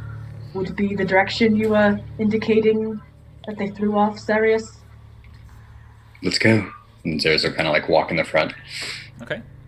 Yeah, you venture down the pathway, the scrawled writings on the walls still apparent, and the deep ruts in the road weaving and changing, sometimes vanishing altogether and reappearing further down. After a while of walking, the dirt underfoot gives way to a neatly tiled brownish-black brick, almost the color of dried blood, and you see another wall rising up before you of the same composition as the inner wall. To your right, you see a good-sized passageway, maybe 15 feet wide and tall. The interior is obscured by a number of hanging, semi-opaque sheets, like those used by a butcher to protect the walls from the spray of blood, but these are a dull, kind of smoke gray color, and they drift loosely in the slight breeze that's worked its way through the channel between the walls. Occasionally, you catch glimpses of dim light reflecting across the glossy floor of the interior of the room, and a general smell of city life. Fires in homes, meat for sale at the market, the thick scent of people in close proximity, all of those kind of waft through the air. What would you like to do? Can we get a gauge for roughly how far south we've traveled? Like, would it be... it's hard to tell. Yeah, it's really hard to tell. Along this individual pathway, you've gone down the path maybe 200 or 300 feet. Okay, so not really that far. That's super far. No, I mean, it's not like you've walked miles and miles, but okay. You're being cautious and careful, I assume, right? Yeah. Yeah. So you're taking your time and going down. But yeah, this is the only entrance really that you see, and it just kind of cuts inward to somewhere else. Well, onward, I guess. And walk through, sort of dragging the others along. Okay. You push through the sheets, the pale light from outside fading from your sight as you enter into this interior area, and it reappears in bits here and there, reflected across the floor, that as you're standing on it, you realize is slick with some sort of thick liquid. The same liquid seems to be smeared on the sheets hanging from above, and these slap against you and your packs, spreading the stuff across you fairly thoroughly, and getting all into your fur, Kanan. Harriet, do you have your quarterstaff light on, or no? Is it dark enough that she would need that? It's for her to dark. see? Yeah, I mean, it's like looking through a bunch of pinpricks at the end of a long hallway of light, you know? Then, yeah, Okay. she'll have it at like a dim, like she can dim the setting so it's not Yeah. like a giant beacon, but yeah, it's light enough that she... It's got a dimmer switch. Pretty much. Okay. So you realize with a sudden startling horror that this liquid that you've been feeling is the blood of some sort of creature. And gazing above with the help of the light that you've grown closer to on the other side and Harriet's staff, that pinned to the ceiling overhead is not one, not two, but at least a half dozen bodies, neatly separated into organized groupings of legs, arms, torsos, hands, heads, with the pieces slowly dripping this liquid, this blood, onto the sheets that serve as dividers between the sections. All of the bodies appear to be human or half-elf, but they are far too mutilated to be sure. Everyone make a sanity check.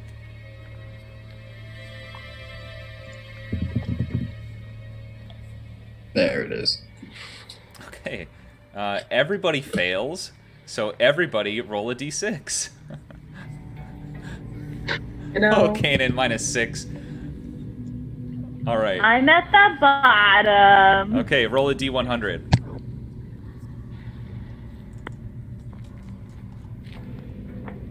That's the exact same thing that Harry rolled. It is. Jeez. Kanan, we you be become tied together now, though. terrified of everything. Your friends around you are haunting. They're completely terrifying. You find yourself just frightened by everything, and you have a desperate need to get away from them. Okay. Kanan's gonna try to get out of the rope, Okay. or maybe not even that. She's just gonna run. Okay. Yeah, wherever she can. Okay. You're closer to the interior of the city. Well, no, you're closer to the exterior of the city than the interior, right? So you're closer to the entrance that you just came in, rather than going all the way through. So is that the direction you're turning? Yes. Okay. Yes. So you take off running, but you're still tied to the rest of them. So go ahead and make a contested athletics check versus everybody else's athletics.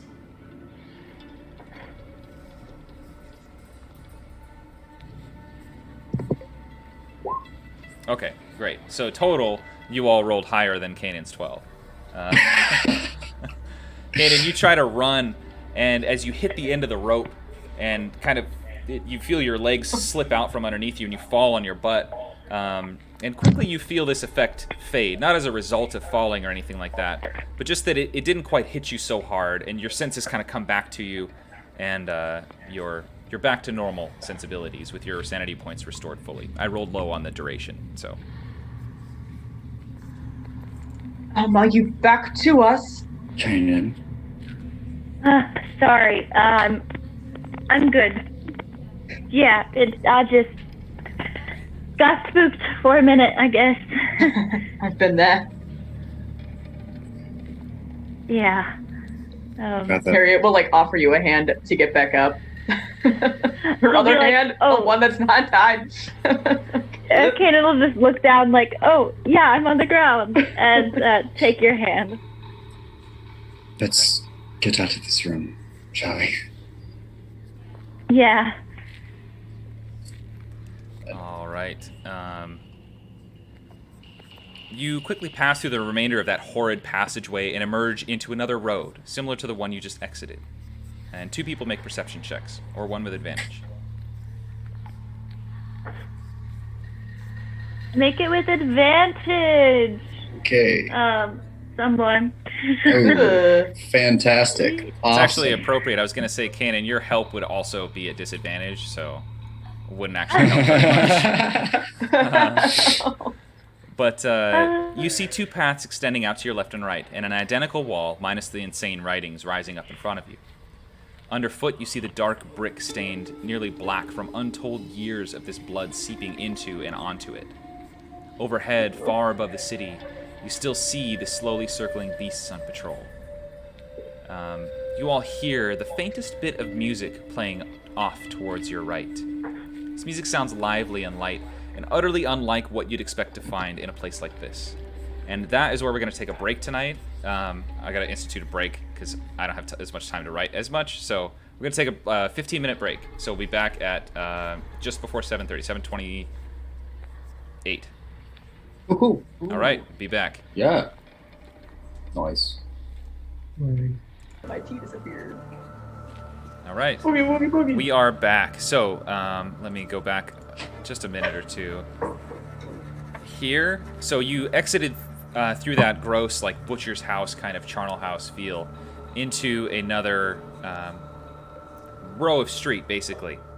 You see a pathway to your left and to your right, and an identical wall, minus the insane writings, rising up in front of you.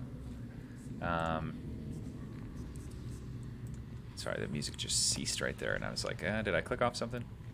So,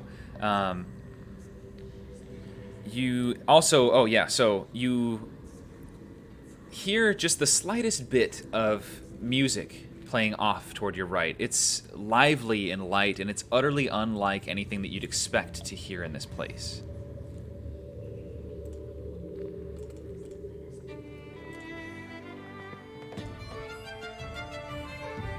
Well, do we want to head that way?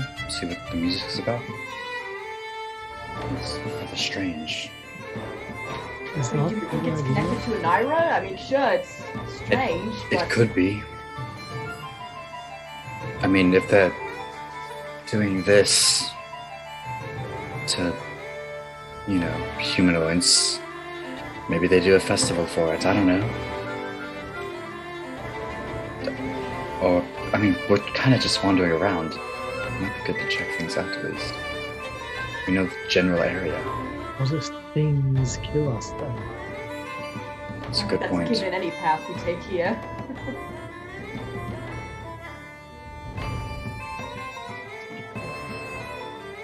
This song is kind of a banger, though. No, I was just... Fire beats. I mean, How we did don't those really know inside where to find Inayra, Yeah. so Suppose if we want Maybe we could find someone and ask where to take We're gonna talk to people. fresh prisoners. Yeah.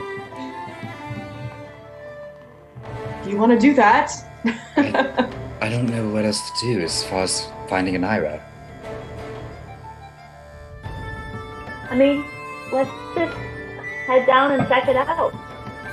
So we can't really go knocking on every door. Hey, did you happen to have our friend?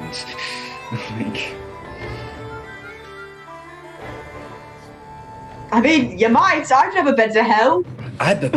That's I a don't good know point. their social customs. They just I've lost a slave. Have you seen her?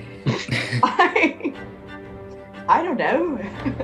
I mean, that massive bone thing took her, so maybe they know people who own those.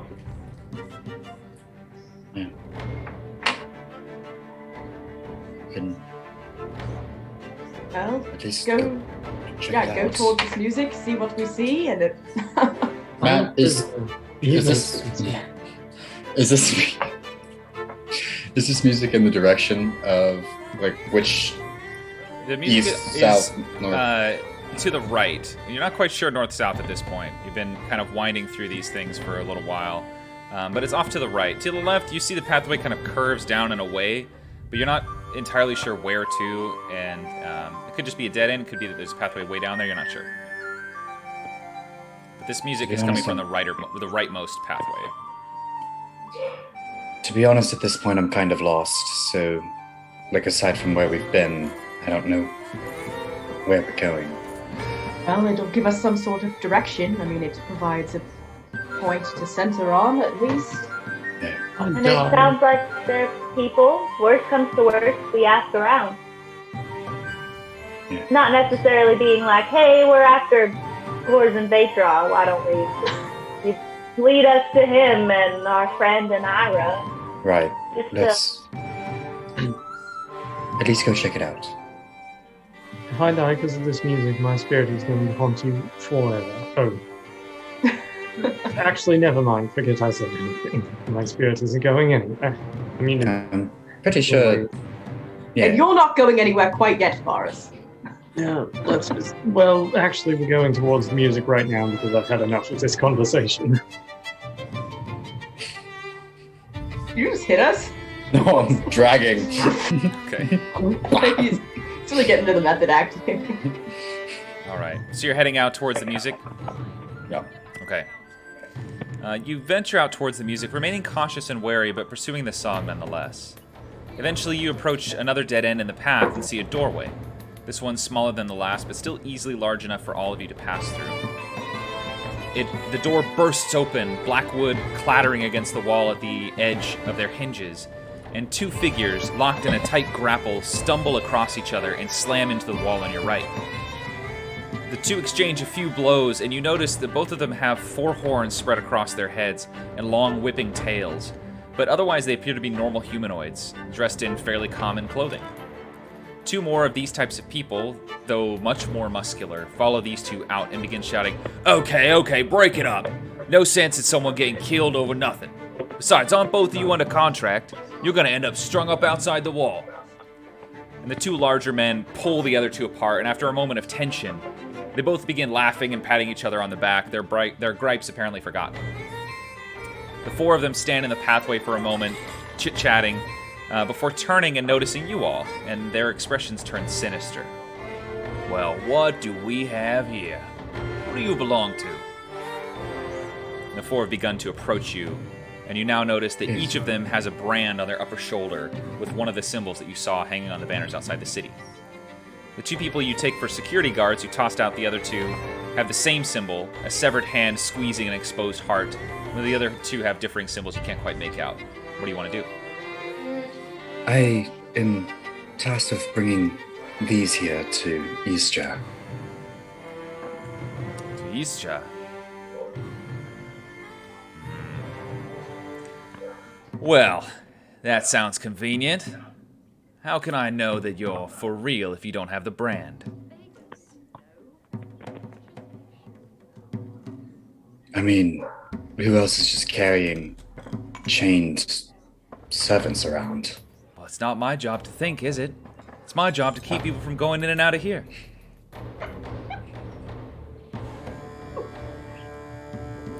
And then another one pats him on the shoulder and says, Calter. Oh, sorry, missed my spot here.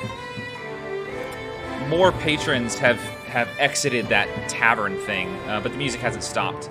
One of the two security guards goes up and taps the other one on the shoulder and hands him a sort of, it's like a nice chalice. And he kind of nods with this sinister smile. And he says, well, if you're leading, the only way I can know that you're for real is if you drink this. And he holds it out towards you. Darius drinking more shit, yeah. Oh yeah, this is Zarius being a lightweight's gonna come back. Please. Zarius will hold his hand out. He'll take it. Sort of like look inside of it. If you look inside, it's this murky black substance with a glimmering silver trail tracing through it. It smells very strange, like sulfur and like vinegar mixed with like rancid meat, with just like the slightest hint of raspberry mixed in there. And he'll kind of look up at him and like, can you make like an insight check to see if this is like a serious thing that they're doing? Yeah, or yeah. this is just them kind of like punking someone? Yeah. Which it totally is, but 24. You get the sense that it seems like they're messing with you a little bit. They also seem to be deadly intent on making you do it.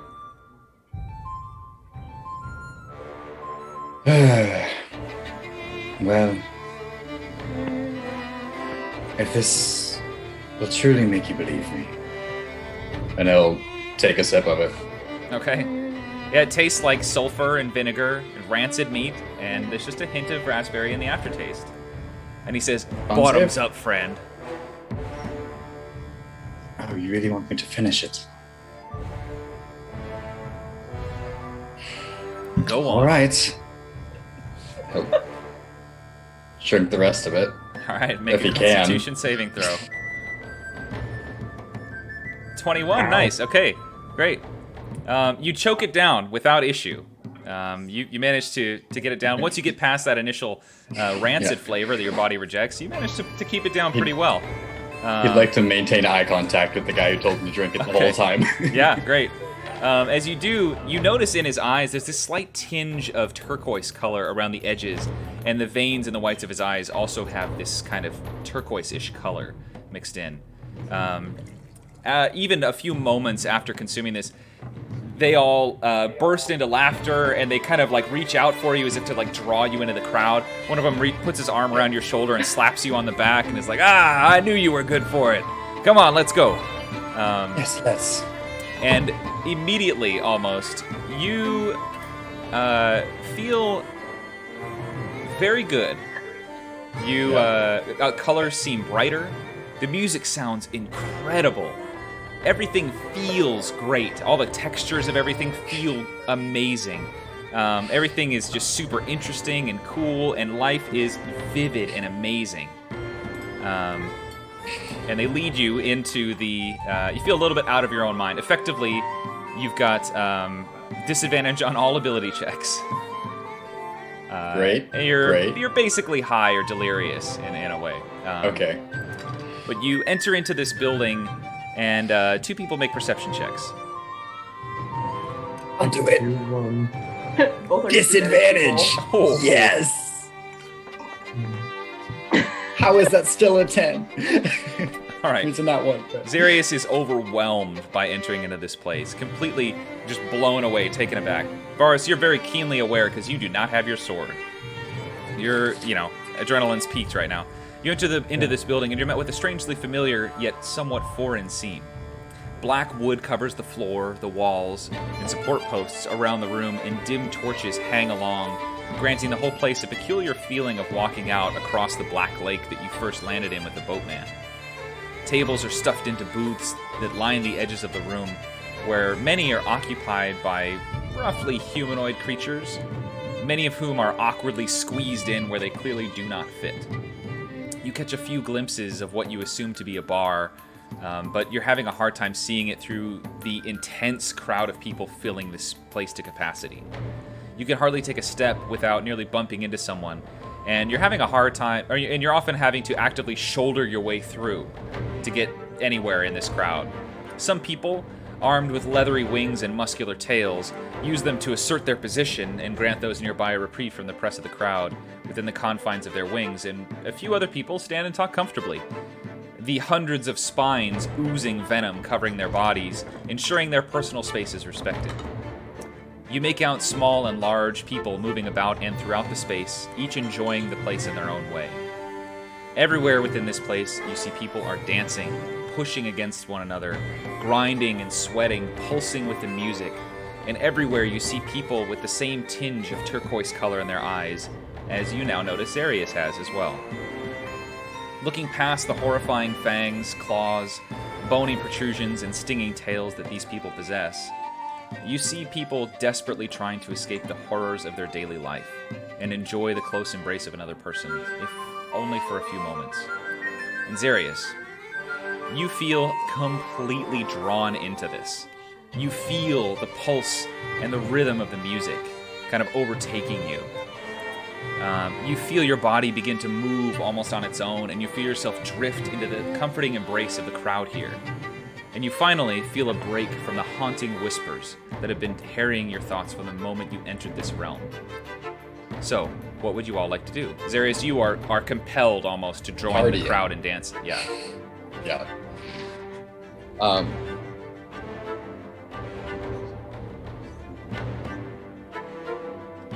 Would you have had the wherewithal to like hand the rope to one of the guards before wandering off? Or? I would say you just drop the rope. Okay, cool. Yeah.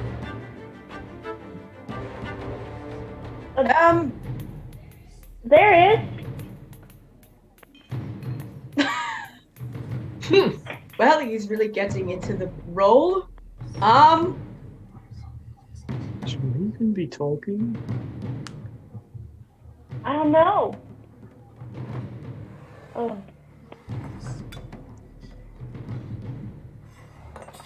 I guess we follow him? Is that what Blades would do? I guess so. Alright then. And Kanan will kind of try to slide through towards Arius. Okay. Almost right away, Xarius has just been kind of absorbed into the crowd, and there's already a line of people between you and him. You have to kind of work your way through to get in there. So I'd say you can either make just a general charisma check or a dexterity check, your choice. Charisma to kind of exert your will and presence, or dexterity to weave your way through the crowd deftly. We're going dexterity. Okay. Good luck, everyone behind me. You're still tied together. Yeah. Yeah. Yeah. All right.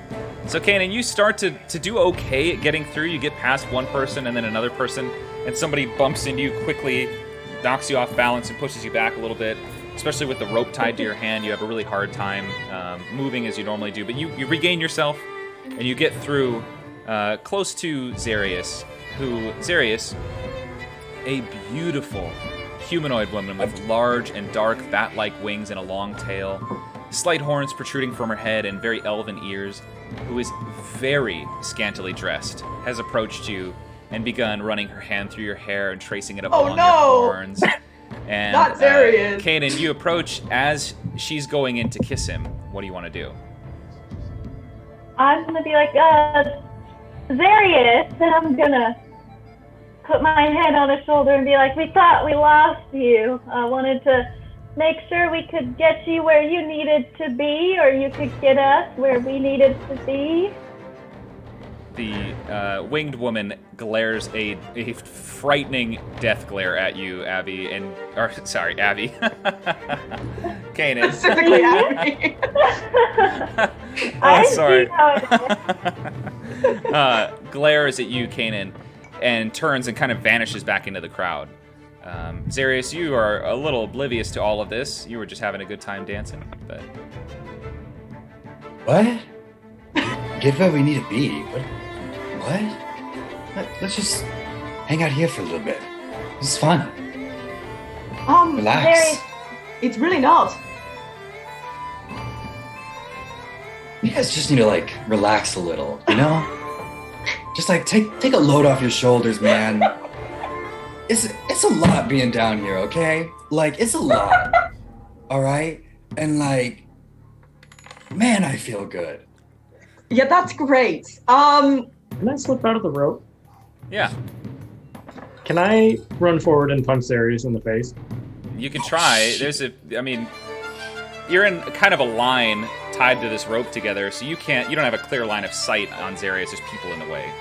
So you could try to weave your way through if you want to. Uh-oh.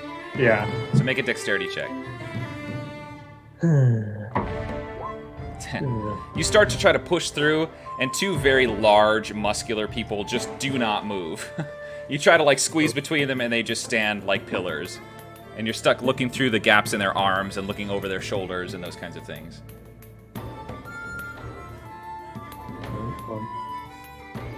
I'll just keep trying, I guess. But Okay. Kanan, with your passive perception, you notice that Zarius is missing a piece of his normal attire.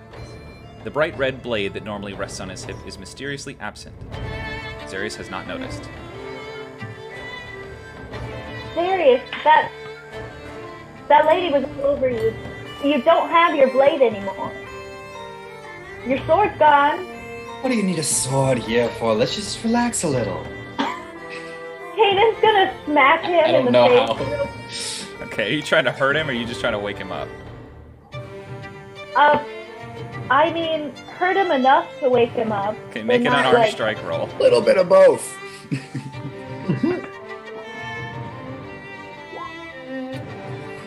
10, unfortunately, does not hit it. I don't think you're at disadvantage for attack rolls. No. Oh, sorry. Yeah, so 22 does hit. You clock him hard, and you see Zarius, you take the 7 points of bludgeoning, and you see a bunch of people in the crowd go, whoa, and start, like, applauding the hit, you know? But Kanan or Varus, you also notice that his sword is missing prior to Kanan saying it. Sorry, I should have said that. So either of you can make a perception check to see if you can see who took the blade or where it is or any of that. Is Varus' sword still on the other hip? Varus' sword is still there. Okay. Oh, Kanan is looking for that winged lady. Okay. I'll look around for the sword. Okay. This Sorry, is Harry, you perception? didn't notice yet. Yeah, perception. Fine. Still trying to push past the guys to punch Zarius. So Okay. 11, fortunately, is just what you needed. You look around, Kanan. You're deeply concerned about that blade disappearing and Zarius being unarmed. And you catch a glimpse of the hilt of the sword kind of bobbing and bouncing low through the crowd, below most of your knees. A few times it quickly dodges out of the way of one of the larger creatures barreling through, but it quickly makes its way through the front doors, not the ones you entered in, but through the front doors across through the crowd. And just as the doors are closing, you see a small figure appear from nowhere, desperately clinging to the sword. The figure appears to have two large black eyes and two slim but lengthy horns protruding from the top of its head. The pale light outside reveals a greenish body that looks almost scaled, along with feet and hands that end in sharp talons. You can make a intelligence check to see if you recognize this creature. Although I don't think that you would. doing that 20. 7, yeah. You're not quite sure what it is. As a swinging door revolves inwards to the bar and then back out again, the creature has vanished. What would you like to do? Guys, we need to leave. We need to go. And Kanan's gonna grab onto Zarius' wrist and tie the little bit of rope that he was holding onto his wrist really tightly. Okay. And then head out. Okay. Are all of you going with? Circulation. Well, I'm kind of tied to Kanan, so if she's going, If she's taking us, we're going. Okay. Everyone make are you just plowing through the crowd, or are you trying to go through deftly? Definitely. Trust in Kanan. So I'm make booking through there. make yeah. a dexterity check. I'd say at just a regular straight roll, or you can roll twice. It's fine. 12. Okay, it's good enough. You push through. You struggle a little bit. A few people have kind of placed their hands on you in applause over that solid punch you gave Zarius. People are the crowd is just thick, so you're having a hard time pushing through. But you do eventually manage to push your way out. It takes a fair amount of effort, but you manage to push your way out. You struggle and fight, and Kanan leads the way. You burst out onto the brick-paved street and into another long, walled area like the one you entered the club through, though this one has an entrance directly in front of you as well as one far to your left, where you just catch the red blade of Xarius' sword slipping through. What would you like to do? Guys, we need to run. I'll Did that punch try do not any- to drag you guys too much. That punch did 7 damage, by the way. Yeah, but aside, like, You're did it still still out of warm it. up? You still out of it? Okay. Yeah, you're still out of it. You're slowly getting your wits back, but yeah, you're kind of out of it. Okay. Okay, so Kanan, you lead the way. Make an athletics or acrobatics check, your choice. I would say actually everyone do this. Ooh, that one. 26, okay. Oh, okay. All right. Oh, Okay. All right. Nope. it's like a three-legged race, but it's not rehearsed. Yeah. So you all rush down the pathway and turn the corner, and Kanan, you just trip over the rope that's tied around your hand. It manages to fall, and you trip and tumble, ass over tea kettle. Harry, you stumble straight into Kanan, rolling on top of her. The two of you are all twisted up with the rope like a dog caught on its leash. Varus, you're very quickly, or very easily, just standing off to the side, having dropped the rope long ago. Slipped it from your hand as soon as they started to fall, just watching this happen. Go ahead. If Xarius, like, how much of his wits does he have? Would he throw? Because I think what I want to do is throw the sword to Varus, but I don't know if Xarius would be in that. Yeah, I'd say so, yeah. Okay. Like, does he have the wherewithal to know that he's out of it? Yeah. I guess. Okay. Yeah, it's that moment of clarity, and you're like, oh, something's not right. I'm messed. Yeah. Yeah. So he'd grab the sword off of his hip and be like, Varus, please, and just chuck it at him in his general vicinity. Okay. It's not a great throw, but Varus, you're very deft and manage to scoop it up before it clatters on the ground too far. You enter into this large courtyard area filled with different shops, selling mostly what looks like perception checks. All right. everyone? Not the perceptions cash. Yeah, everybody. Only the perceptions checks. Wow. I want to buy some perception. Great. Pretty good overall. Great. So it looks like most of the shops in this area sell different types of meat, though from which creatures you can't begin to imagine. The smells mixed with the ever-present sulfur and burning metal smells of the realm are a little overwhelming, but you manage to keep focus. You see a large center area where 2 humanoid-ish creatures are strung up like the man you saw outside the walls, though these have huge gashes across their bodies and the bare muscle and bones are showing through. Those 2 are on either far side of this center stage, and in the middle area there are 3 more humanoid creatures in chains, along with a tall and slender tiefling dressed in beautiful clothes, holding a branding iron. A number of other brands lie nearby, and you see a small crowd of people placing bids on the people on stage. You peer around, hoping to spy out the small creature who's stolen from you, and you just barely catch the edge of his tail slinking into another entryway off and to your left beyond some shop stalls. You want to rush after? Yes. First, Okay. he's going. He's got the sword. He's going. All right. You leave off in hot pursuit, making an athletics or acrobatics check to navigate your way through the crowd. That all of us? Yeah, that's everybody.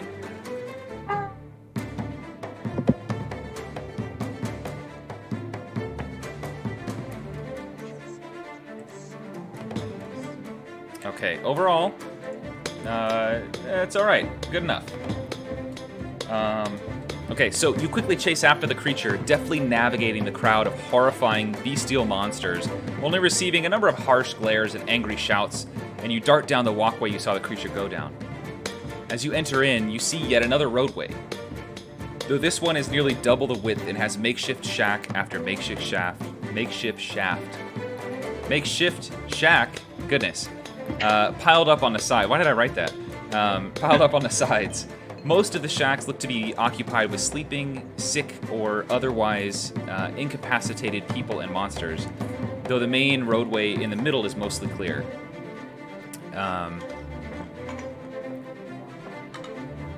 You don't initially see the creature in this area. Hold on, I gotta switch this here. You don't initially see the creature in this area. You're really kind of peering around, and you kind of stop yourselves because you don't see it anywhere like running away. You don't really catch any kind of glimpse of it hiding or actively sprinting. And you don't also see any pathways that it could have ducked into or hidden behind. You get the sense that maybe it hid in one of the shacks, maybe it's just tucked away somewhere. That doesn't look like a way that it could have gone out of the area that you're in. Does that make sense? Yeah. Okay, so, I'll say 2 people make perception checks for this area, or 1 at advantage. I can do at least one. Darius is out of it. Yeah, Kanan. I would say have advantage, but I've got disadvantage, so... Yeah, so just a 16. Okay. You search and you look, but you can't quite make out the creature in the midst of all the people or the blade it was carrying. You pass through down the walkway and see person after person, creature after creature, inflicted with disease, coughing, clutching scorched or bleeding limbs, tending wounds, and otherwise desperately trying to get by. A number of carrion birds covered in dried blood and reeking haunt the top of the wall on either side as you go through, peering into the various huts and shacks. As you're looking, a large cart rumbles through from the marketplace you just left. The dark wood stained with blood, and the hooded figure loudly rings a bell before shouting, "Offerings! Make your offerings! Rates are low today, unfortunately, too many dead. Offerings!" And you have to kind of tuck to the sides of the streets to avoid being run over by this cart as this guy rolls through. Is there anything that you'd like to do?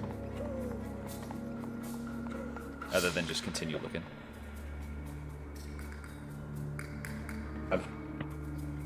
Oh, these effects have worn off, Zarius. Sorry. Oh, well, I have locate object prepped, so... If you want to cast it, yeah, go ahead. Yeah, he'll just cast locate object on his sword, and if it's within 1,000 feet, he'll know, I think, the general direction on it. Yeah. So you cast the spell, and you focus your newly regained wits about you, and you get the sense that it's essentially forward and to your left a little bit. So the pathway continues forward, and you, based on the location of the sword, presume that it's up and to the left. Okay. You guess that there's an entry that direction. So going that way? Yeah, he'll sort of like rubbing at the side of his head, be like, "This way." Okay. You continue heading down the walkway in pursuit of this creature, but the dawning realization comes that you may have drawn some unwanted attention to yourselves, as nearly everyone in the rundown shack seems to be eyeing you, whether from physical hunger or greed, you're not sure. And your danger senses begin to peak as you hear movement coming from the path behind you. The path continues on, and the shacks become a little more sturdy, though hardly what any of you would consider an actual residence. And as you're nearing the closest opening to another walkway that you've noticed, Zarius, you and Kanan notice slight movement in the hut to your left. It is not where the sword is, but you see a door exiting towards the other walkway close. The door closes. The walkway is about 10 feet in front of you and around this building and to the left. What would you like to do? We duck into the walkway. Okay, yeah, sorry, that wasn't very clear. From where you're standing, there's the little building, and then the walkway is just beyond the building. So you can tuck into the building, like the edge of the building, or you can go around the corner to the walkway. Probably aim for around the corner. Okay. I think. Yeah, you cautiously continue forward, preparing for the event that you catch this creature, or that you just see something that's trying to, you're in hell after all.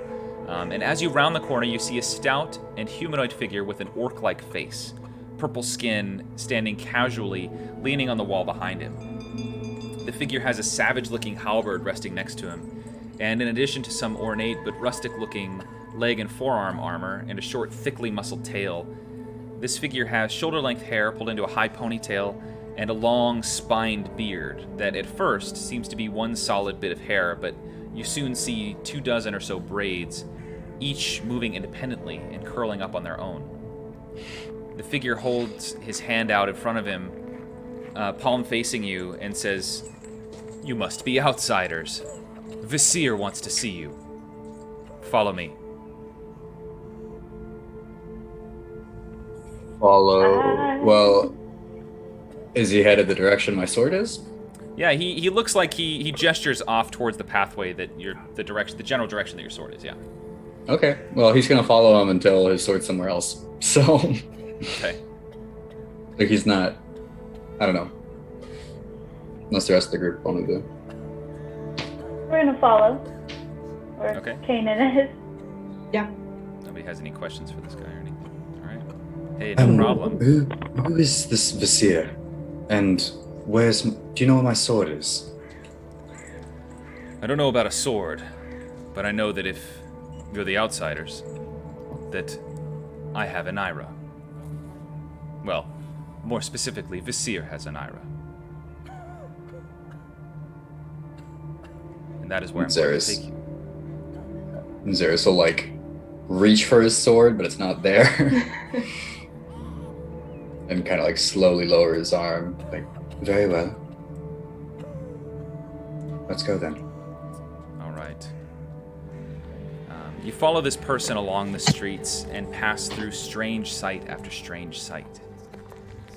The streets wind and weave, and more than a few times you feel as if you've already passed through one of these areas only to stumble into something that you've never seen before.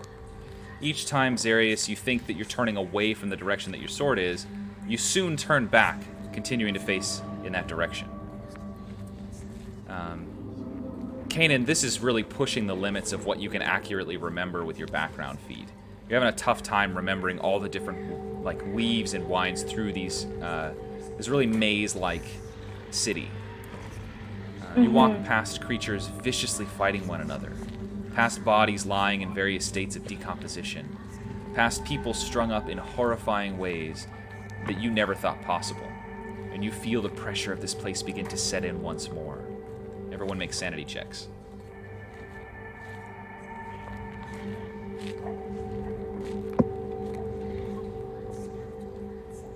Ooh.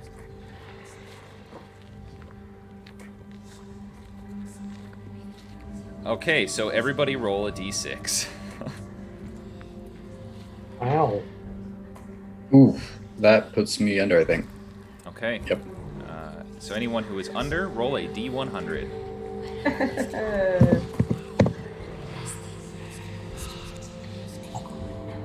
Okay.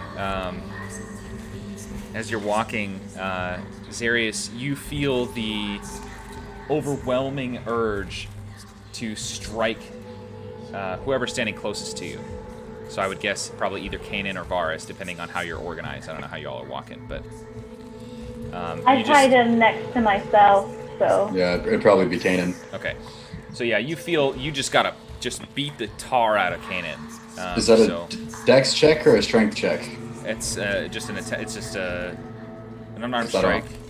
Yeah, because he uses dex for his sword, but I think So that's yeah, just because it's... it'd be dexterity. Okay.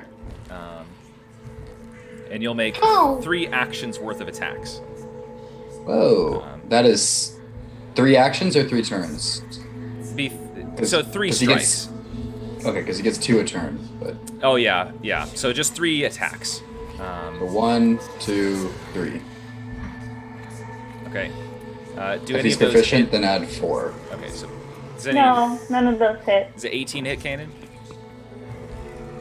18, I see a 12, 8, and 14. Yeah, but he is proficient in punching with his fists. Oh, no, you wouldn't be. Never mind. So you're good. Yeah, I don't... Kanan, you see Xarius just turn on you and try to punch you, and just instinctually you're batting these things away like it's no big deal. But it is, you see just fear in his eyes. Xarius, what the hell? You can stop. And Kanan's just gonna, like, hold his fist. Okay. If she can. Okay, make an athletics check, and Xarius make an athletics or acrobatics. Ugh. Zarius, you quickly withdraw your hands and make one more strike. 21, okay. That Kanan, you take, what? D4 plus strength, I think. Yeah, I don't D4 remember. plus strength. Yeah, let's do that. So Kanan, So- you take 1. 1 point of damage as Zarius finally lands a strike on you before he regains his wits. The funniest part is that would be 0. Yeah. Is it your strength -1? Yeah. So do I not take any, or No, do you I take still 1 point of more? damage. Mental Really sad. damage. And Harriet, don't think I forgot. I didn't. You feel madness enter your mind, and you find yourself alternating between just screaming at the top of your lungs, bursting into cackling laughter, or crying uncontrollably. You're fortunately still able to walk while this is happening, so the rest of the party can guide you along if they so choose. But that's what's consuming your mind for the next 5 or so minutes.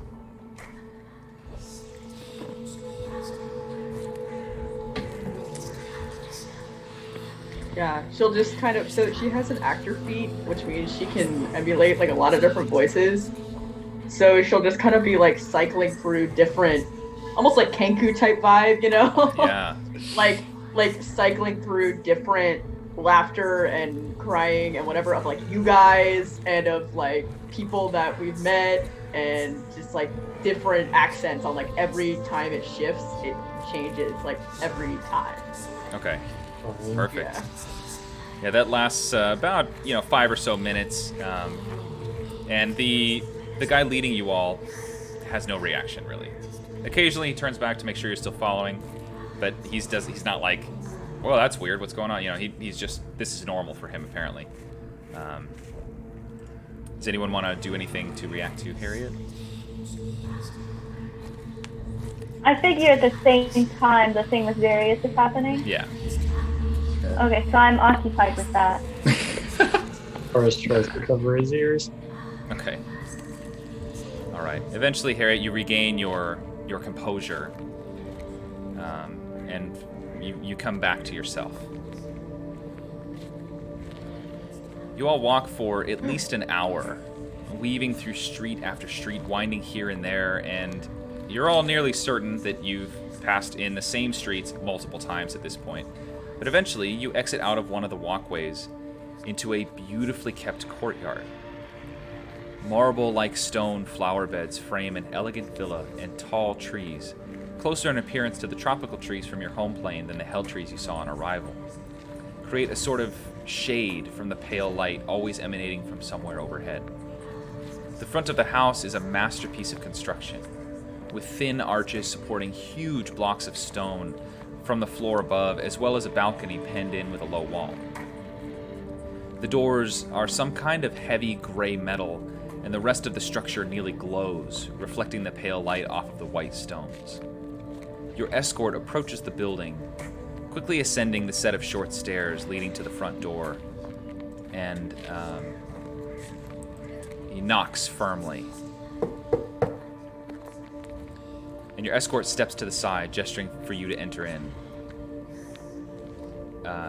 After the door kind of creaks open, your escort turns to you and says, "Visir will see you." All right, and we'll get our friend Inayra back. The guy he kind of crosses his arms, leans back against one of the pillars supporting the balcony overhead, and just looks at you. I think we really All have right. much of an option at this point. Yeah, I don't think so either. Entering in? Zarius would turn to the guy at the door and be like, I don't know if what our relationship is, but if this is a request I can make of you, if you see a tiny green thing carrying a red sword, could you grab it for me? He looks at you kind of cockeyed, like, all right. And you see just make an insight check. Yeah. 27. You see the faintest hint, just the slightest uptick of the corner of his mouth into just a tiny grin, and then he immediately gets his composure again. All right. Well, hopefully see you soon. No. Wander back in. All right. You enter in, and your first impression is that... did two people make... no. 2 people make perception checks. Or one an advantage as you enter in. Actually, is Zarius still at disadvantage for... No. Okay, so he will also make a perception check. Perfect. 27. All right. You enter in, and your first impression is that this place is somewhat familiar. You see a set of stairs off to your right leading to a half-story directly in front of you, protected by a low banister. You see the curling railing following down the stairs, ending in a large lion's head. You see the beautifully tiled floor patterned out into the rest of the room, and you see numerous large lounge chairs with luscious cushions, pillars holding up big vases, ornate paintings on the walls. This place resembles Corzin's mansion in New Calamon, but somehow is different, smaller, lacking a certain presence to it. While you're taking the place in, doors on your left and right, at opposite ends of the room open. Oh, that's the wrong noise. And you see on either side horrifying creatures made from bone crouch and step through the doorways. When they rise to full height, roughly 15 feet, you see in full detail how terrifying they truly are. Paper-thin skin stretched over bleached white bone and beady, furious red eyes dart about the room. Their extended and claw-like hands end in razor-sharp talons, and each finger is stained a dark red with untold amounts of dried blood. As they stalk into the room, their dragonfly wings flutter and buzz in excitement, and you can see slithering tongues weaving in and out of fiercely fanged mouths. Ever rising and dancing about behind them are their scorpion-like tails, tipped in a gruesome stinger thick with bulbous sacs full of venom. They step into the room, rise to full height, and look you over in anticipation as the door that you entered in closes behind you. As you're standing, taking all of this in, a door opens on the left-hand side of the half-wall before you, and you hear the slow clacking of dress shoes on the tile floor. And as the tension in the air builds, you see emerge from the doorway a shorter and slender humanoid figure, red skin somewhat covered by exquisite garments, a long devilish tail curling with excitement, huge leathery wings neatly folded behind a shapely feminine body. 2 short horns protrude from the forehead, and you see, held in her hand, a staff as tall as she is, both ends capped in a silvery metal, with one end fashioned into a lethal-looking and twisting fork. You have all seen a figure like this before, in fact. This one bears a loose resemblance to Fan Ifis, though this is certainly not the same person. Okay. The figure steps out into the midst of the balcony, places her hands on the railing, and you now see that her hands are peculiarly backwards. She looks down at you all and says, "I am Visir, tyrant of Yiz-Drah, and you are the Vagabonds." She looks you over for a moment and says, "Who is the unlucky one with the ring?" With what? The ring.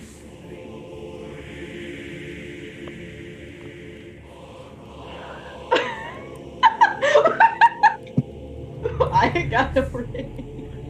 We all just held up our hands, Matthew. Oh, okay.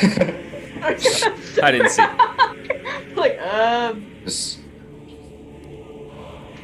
The ring. Zarius does have Fiend's multiple ring. rings on. I'm like, The Fiend's ring. Putting it on was like lighting a beacon. And then you lit the beacon with that radiant magic. How did you get it off? I cut my finger off. After you say Nice. this, Visir smirks and takes hold of her staff, leaps over the balcony edge, 2 heavy flaps from her wings slowing her descent. And she gently steps onto the tile floor in front of you, approaching within about 10 feet. The huge bone creatures on either side of you take a step closer, tracing your figures in the air with their talons, the clacking noise of their bony parts rubbing against one another, chilling you to the core. Vizier faces you all squarely and continues speaking.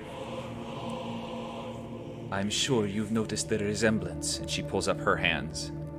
Tell me, what is the name that you know him by?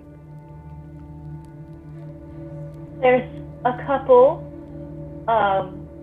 Cores and Yiz-Drah, I see. and ADOS, but I'd rather not say it because last time I said it, he took over my body with the ring. So I understand. I am his daughter, and the rightful heir, but the bastard simply refuses to die. Till he does, I am obligated to continue running the city, rather than ascending to my proper place.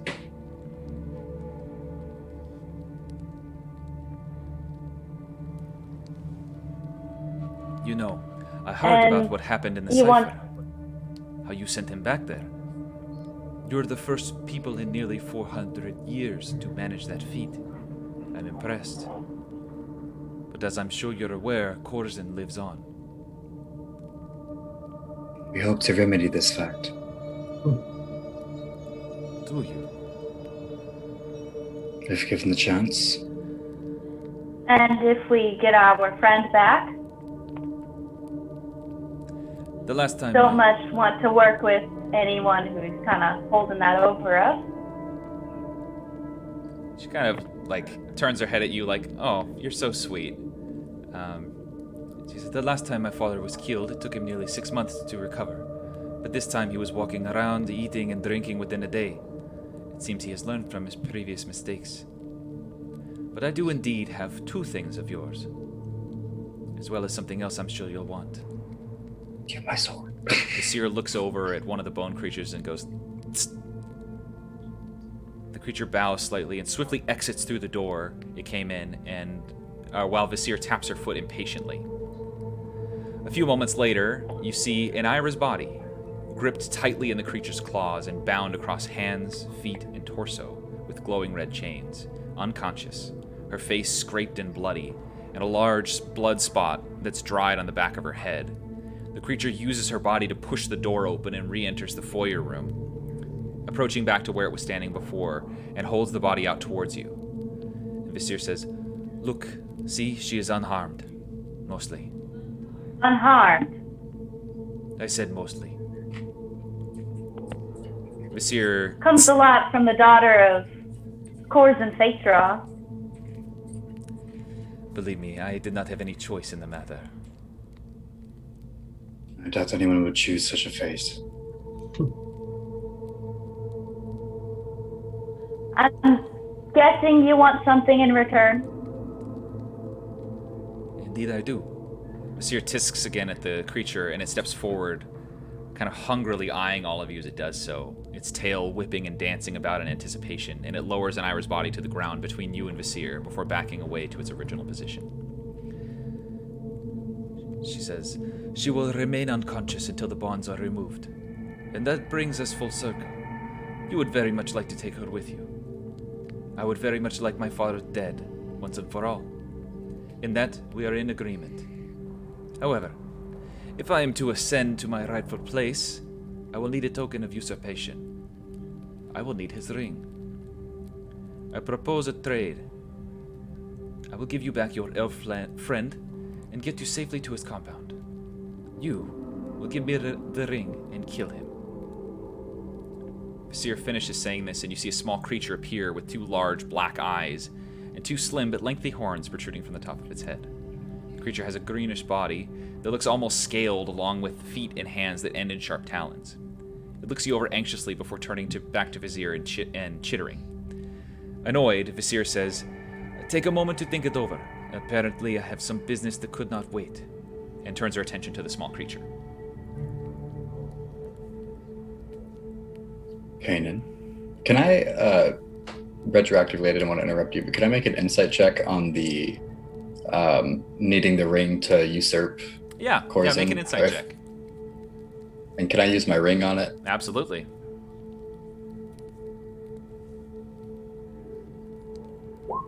18. Oh. She's... Well, let me check.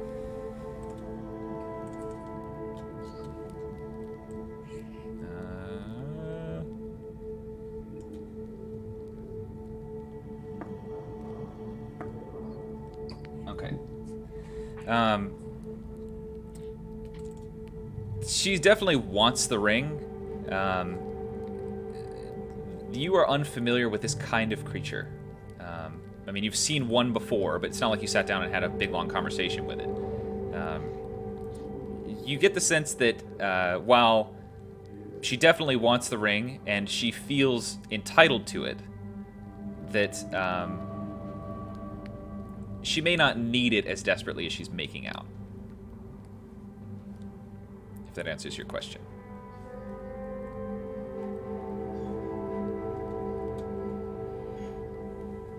Kanan's just gonna look at everyone and be like, so let me get this clear. The daughter of Corzin Yiz-Drah kidnaps our companion, beats her to a bloody pulp, ties her up, and says, hey, I'll give you back to her in similar condition as long as you give me this magical, super powerful ring and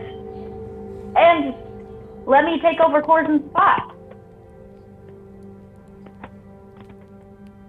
Kanan, I agree it's not the best of circumstances, but We're also in hell. look around us. That probably is fairly nice treatment of a bargaining chip in our hands. And I was alive. And honestly, That's true. I don't know. I mean, you saw how quickly that thing took out Inayra, and Inayra's tough. Right? Like, there's two of them, and plus, they seem to be at her beck and call. I doubt she'd go down easily. I don't think we have a lot to say. Thank you, Forrest. And we were going to kill Corzin anyways. True. So I long just, I don't want her, I don't know what taking over his place means. I don't want her coming after us like he would. I mean, how do we know they're not the same? I think Don't. that's a good point, we don't. But also, I think Corzin's vendetta with us is more a personal one. I doubt it has anything to do with him ruling down here. We'll have time to work on our relationship with her. Yeah. Seems our stories aren't done yet. At the time, this current time, she's supposedly an enemy of our enemy. Right.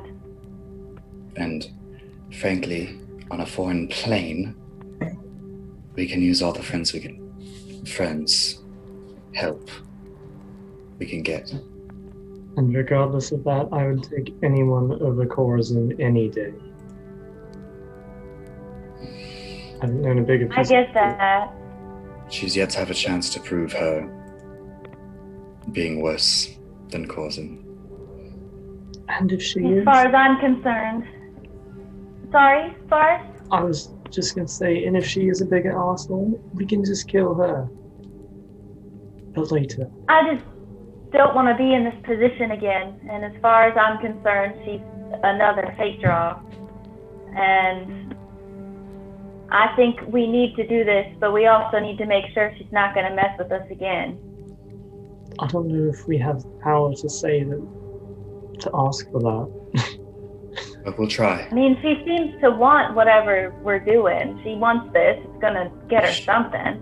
She wants the ring. I'm not entirely sure she's being completely honest, but I mean, honestly, what's to be expected? I mean, look at it. The situation we're in. She definitely wants the ring. I think cooperating is the best option if we want to stay on her good side. If I'm being honest. And I'd rather make less enemies while I don't have any friends.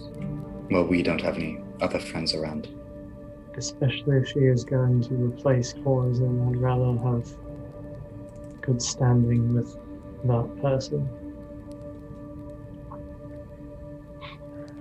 All right. Kanan's gonna reach into her bag, all the way down to the bottom, pull out that box. Before taking it out, maybe we just talk a little bit more. All right. Well, I'm not handing it to her, so.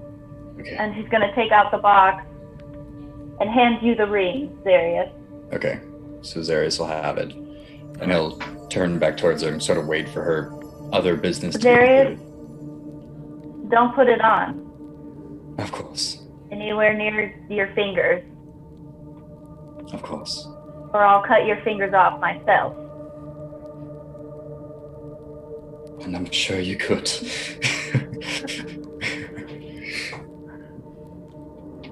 Zarius will kind of hold it Okay. away from his body. And kind of like this. Okay. Vasir's posture and stance change towards the small figure who is cowering beneath her, and she raises her staff as if to run the little thing through and then stops. Calms herself with a deep breath and says, "Apparently my cosseteer stole something from you, and it has consumed a rather large amount of money since being here. You Tax know, fraud. yeah, you really should check before taking people's things. I will also return this to you as a show of good faith." You sure you don't want to hold on to? I mean, I am sure, yes. okay. You well, know it's possessed, right? I know that it eats my There's gold. There's a being trapped inside. You know. I did not. You should talk to it No. sometime. Figure out why it's eating your money. I'm sorry. Talk to this later. Yeah, I'll note it.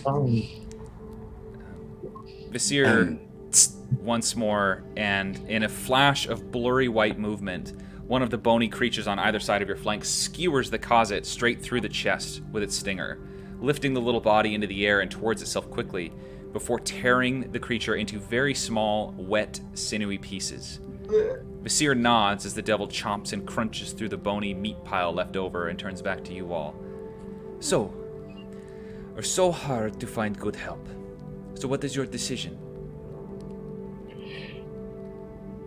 I think for now, the less enemies we have down here, the better. And it seems we have like goals in mind. That being said, why do you really need this ring? What is it to you? Make a persuasion check. I'm significantly less good at that. Persuade, I'm not bad at it. Not great at it. She leans back on her heels and says, "Why I need the ring is none of your concern, honestly. If you must know, it's a family heirloom, the one thing that I want to keep from my father. He gave me these," and she gestures with her hands.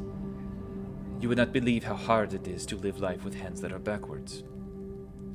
Aside from the instant identification with that man, and all like him, makes it very difficult to do things. Hold hands with someone, eat breakfast, those kinds of things." Just another insight check just for fun. Yeah.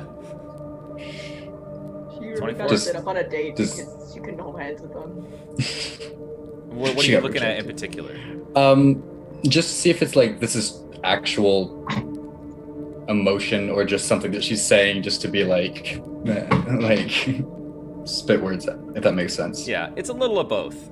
You get the Okay. sense, you kind of gauging her body language, that on the one hand, she's saying these things as like a polite way of saying stop asking, but also Yeah. that, yeah, I mean, these things are inconvenient. They Right. are annoying, you know? So Zarius will kind of look at the ring and then look back up at her. And there's one other question I had. George forgot it. God dang it, George.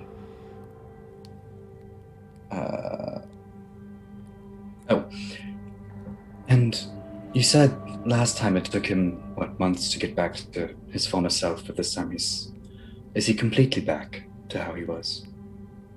Do you know? His capabilities are somewhat limited from what they were before. And you see she's just eyes locked onto the ring. That you're the hand that's holding the ring. As you move it around, she just is very much staring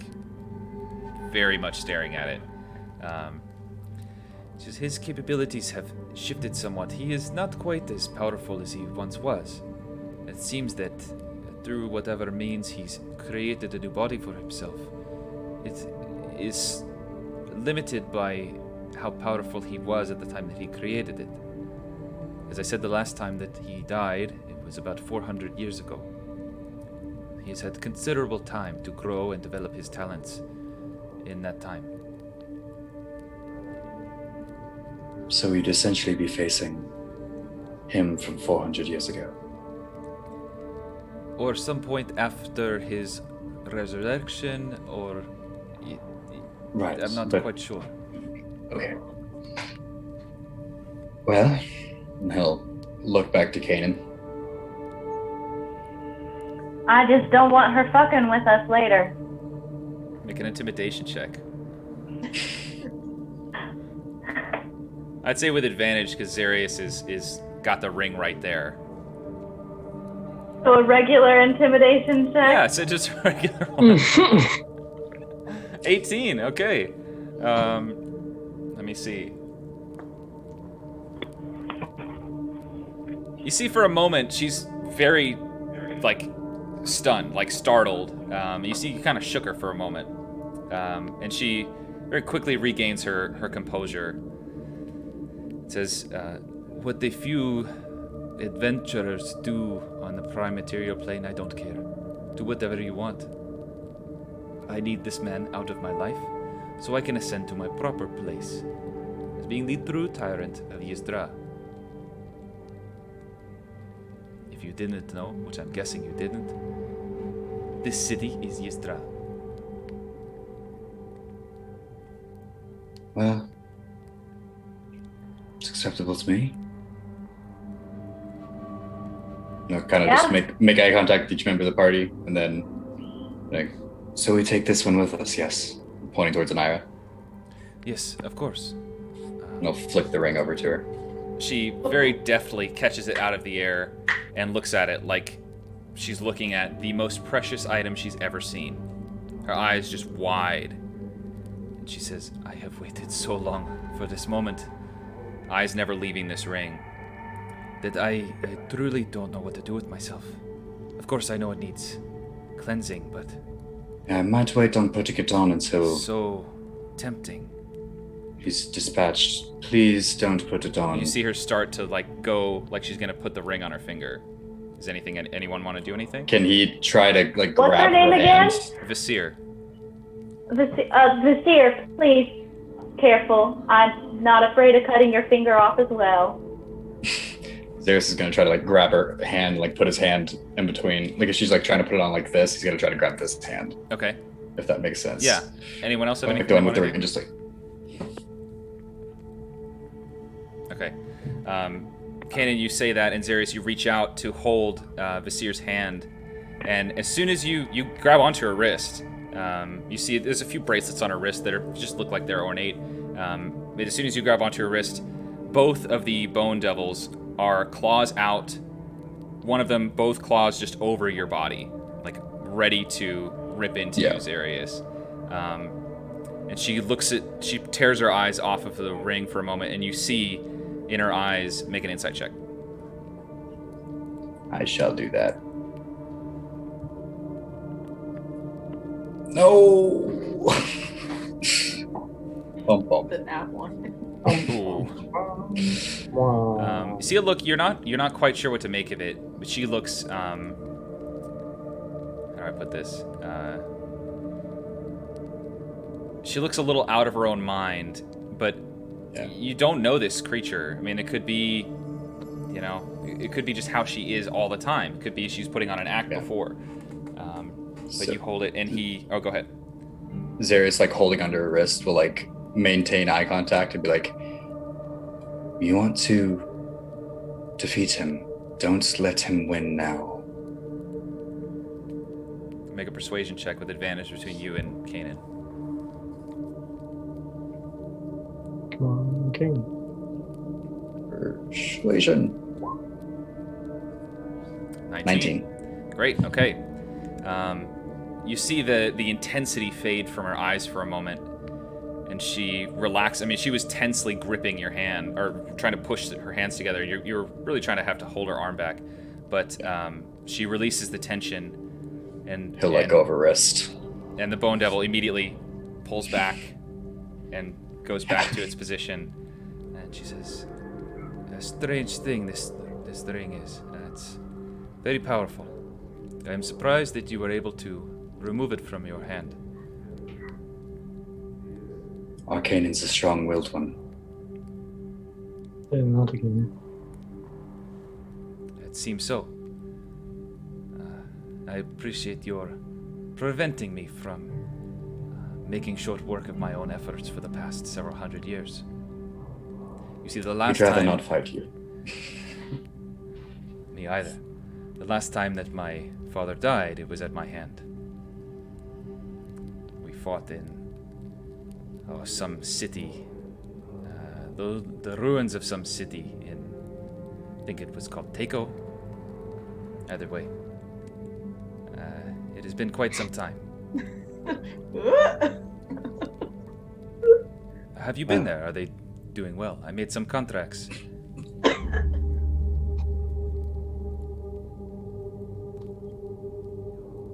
You know, I think we'll I have think time we've to been talk there. about other things as we venture onward.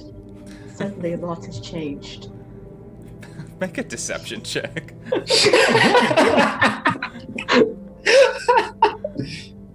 That was the ruins, right, Matt? Yeah, that was the ruins, yeah. Yeah. Come on, buddy.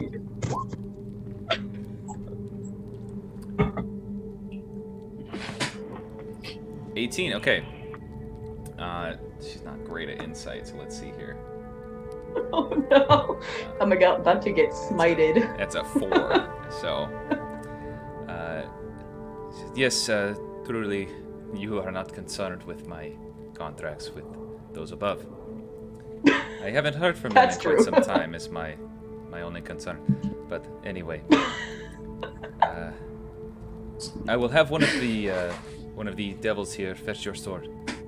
And she tisks once more, and one of the ones not the one that ripped apart the closet, the other one, rushes off and returns a few moments later, very awkwardly holding this nimble thin blade in its long, like, taloned fingers. Doesn't really have a palm, so to speak, so it's just kind of loosely holding this thing. It brings it forward and very graciously sets it down in front of you, and kind of recoils back into its normal spot. Seriously, just not gonna take his eyes off the thing and reach down and grab the sword. Okay. And he'll look over towards Inayra, be like, "So I can help her now, right?" You will want to wait until she has left this place. She, how do I say it in the common tongue?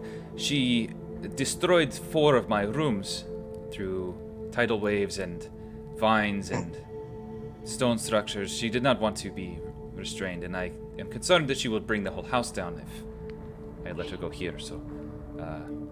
Okay. That's fair. Inayra is... Yeah. He'll put his sword back on his belt or whatever. Well, I appreciate your help in this matter.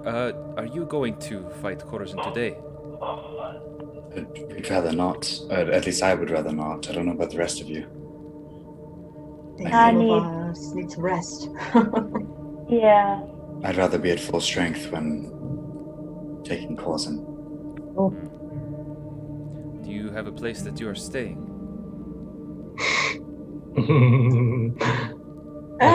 Last night we slept in a cave. Cave is a good spot. Protect you from the No, the horned devils above. it clearly didn't work very well. Well, of course, mine found you. They're very good hunters. And and I knew that you were there because you had the ring. And you also used some radiant magic to make a beacon leading everyone around to your position. Yeah, not my brightest moment. Well, it was actually rather bright. It was rather actually a bright. Yeah, okay. It's pretty bright. Yeah. You beat me to it, Harriet. I'm offended. You wouldn't happen to know any places to stay? For your kind, no. Zerius, you could stay pretty much anywhere you want. The rest of you will have better luck in the streets or outside the city, but either way, people will constantly be trying to poach you, thinking that you're slaves of some kind. You're not branded, so you don't have any kind of house. No one knows that you belong to anyone, so they assume you are free. Or runaways or whatever else. Is there a brand for, I'd hate to say its real name. Is there a brand for Corzin House? Yes, give me a sec to pull it up. Because Oh, he's ready. This is one I didn't have open. But I do have... I mean, the fact that you had it, though. Gotta get my thick Corzin tat. Yeah. Let's get it, like, right there. Right below the collarbone. I need We that. love Corazon. Giant heart. Tramp stamp. It was, so... I hate that. She I says, hate that. yes, it is this one here, and she pulls a parchment out, and you see across the top like a signatory stamp. It's an image of a large woman, I mean comparatively large in the representation, holding a book with the hand backwards, and out of her other hand is it's like lightning or fire, some kind of spell coming out of her hand towards a humanoid creature, and you see that the human-like creature is being flayed alive, basically. Is it possible to get branded? So it might be easier to go around the city and get into Corzin's place?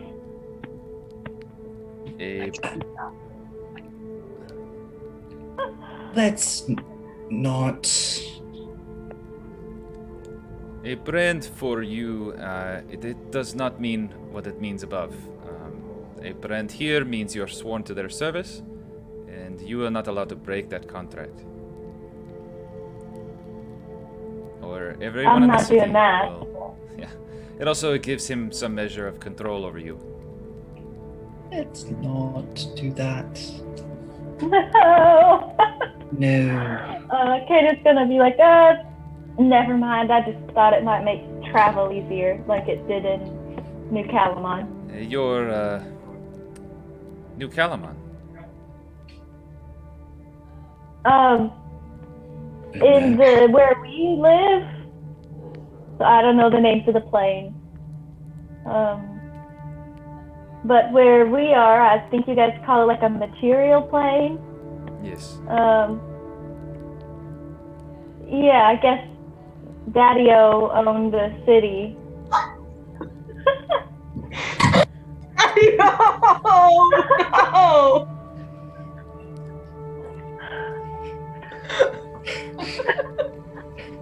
No!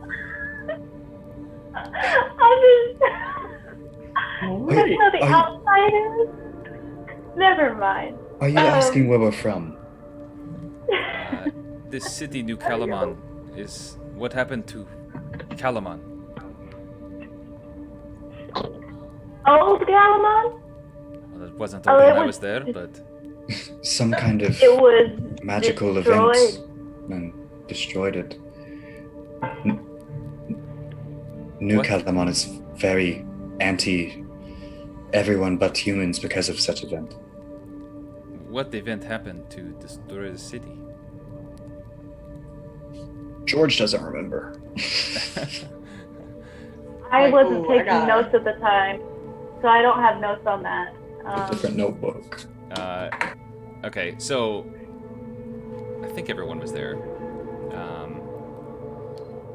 The Sphinx, Asasafel, told Regis? you all that. Regis? Yeah, Regis. Yeah. He told you all that he destroyed the city. He caused an earthquake that destroyed the city because of Corzin. Right? Corzin was trying to mess around in his business, and he was like, "I'm not taking that," and collapsed the city. So all the books said it was just a massive earthquake. Right. Yeah. Okay. But the Sphinx admitted to you that it was him. And we're not supposed to speak of that, so Jane's just gonna be like, there were a lot of massive earthquakes. Earthquakes. Yeah, I read it in some books in New Calamon, in your dad's library or whatever. If you could, going forward, I would prefer to distance myself from that relationship, so he's not my dad.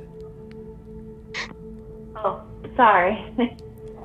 Also, make a deception check. I'm not lying. You're still deceiving her. You are not the father. The father. Corzin Phaedra. Whoa. Double nat 20s. Okay. Okay, she read it in the book in her dad's library. Yeah.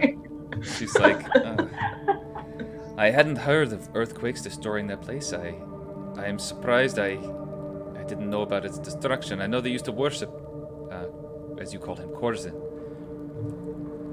It's strange that I didn't hear about this, but such is life. So New Calamon is hostile towards non-humans.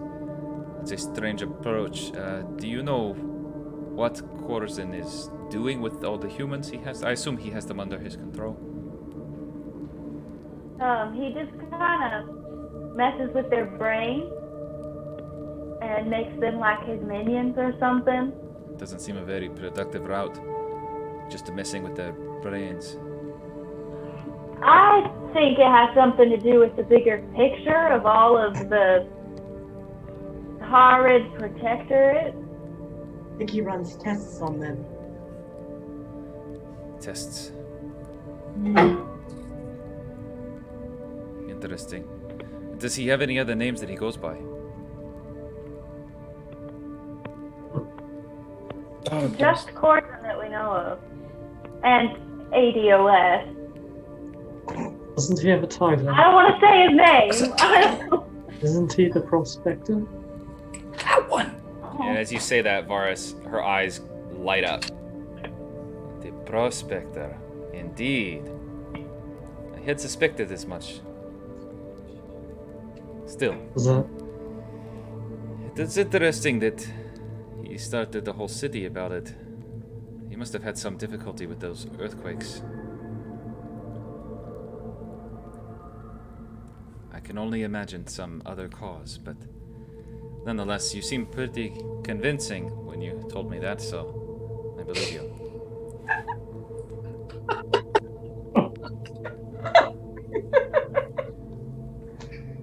Oh no. Well, you all need rest, and I happen to have a villa here, as you can see.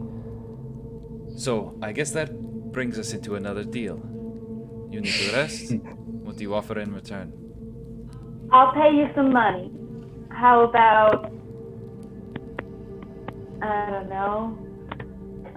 Well, maybe we should ask, do you guys accept coin? Like Let gold me coins? Slow you down. Unless you can pay me in the hundreds of thousands of gold, I'm not interested. Yeah, that's quite Oh. a bit. We could pay you in information. It seems you are missing those gaps in what you understand about Corzin True. In and our his world. roles on our plane. I have been, how do I say, restricted from leaving the city for quite some time. About 400 years or so. He's been trapped here. Indeed. I have aspirations to seek higher, to control more, but I am stuck in the city, unable to control more than a small district, thanks to my father's life. So information, if you can give some of that. This title Prospector, is he working with the Shepherd of Fire? I have stuff. 1 second. Kanan Cycles recedes to her into her bags. memories. Let me pull out my notebook. It's got like flames on it. That fiery bitch of an elf. Chapter 1. Sketches of Forrest fighting stuff. That's yeah. Prospector, I always get Gold Rush vibes from that name, and I'm like, I just picture Corzin on some freaking. He's like scamming the people before they go off to the damn Gold Rush. That's what I picture. Yeah! It's supposed to be terrifying and horrible, but I picture like Western Wild West Corzin, like sheriff of the town. Well, hey. Well, sorry. So Candace is going to be like, well, Corzin seems pretty intent on intimidating us with the threat of the Shepherd of Fire. I didn't hear the the keeper of the 7 keys talk to us. I was kind of overtaken. He was massive. I mean, one hand was like the size of a building, and he just like broke our little sphere, and it was very scary. When did you speak to the Keeper of the 7 Keys? I didn't speak to him. Like 3 days ago? And you still have your sanity. I am impressed once more. But he seemed fairly intent on having wiped this Shepherd of Fire and killing her. He was pretty Well, of course he killed her. Yes, he killed her. So what? clear on that. I killed my father and he's still alive. More importantly, how are you still sane? The Keeper, most people do not meet the Keeper of the 7 Keys. I have not met the Keeper. And yet you all are standing here in presumably your right minds. Why did he set you back and not destroy you? Because we're just that charming. No issue with our travels, really? Make a deception check. Ah! Clicked out of my Forrest feed, or sorry. Harriet, either one of you or both, or one with advantage. I can do advantage if you want, Forrest. I don't mind. Sure. Didn't he want to send a message through us? Yeah, he wanted us to take a message for Balthazar. 18. Let me roll insight. I don't think we would have made it out alive otherwise. No, so yeah. Would have That's what she's obliterated us. saying. Yeah. Boris doesn't remember that. She says, Neither does Kanan. Kanan didn't hear any of it. the Keeper does not simply free people for their good looks or their self-absorption. What was his purpose? We were sent back to relay a message to a friend. What is this friend's name?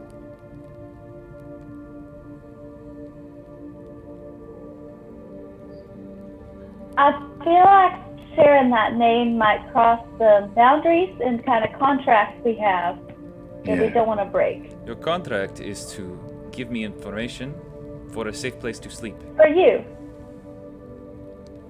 Yes, and perhaps we can share other information. What other For information example- do you offer? I believe the Shepherd of Fire is alive. I don't know who the hell it is. I already know she is alive. What is your take on the Shepherd of Fire, really quickly? Positive, negative? You are already owe me information for the night's stay. The time for your asking questions is not here.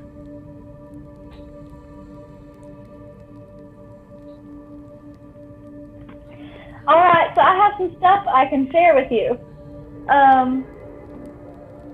There are multiple cities up in the Tard Protectorate. Rinavash, New Calamon, Haverseed, Galston, and Latium. Galston's like the big head honcho of the place. It's the capital and whatever. I know that there are a couple important people there that kind of run everything.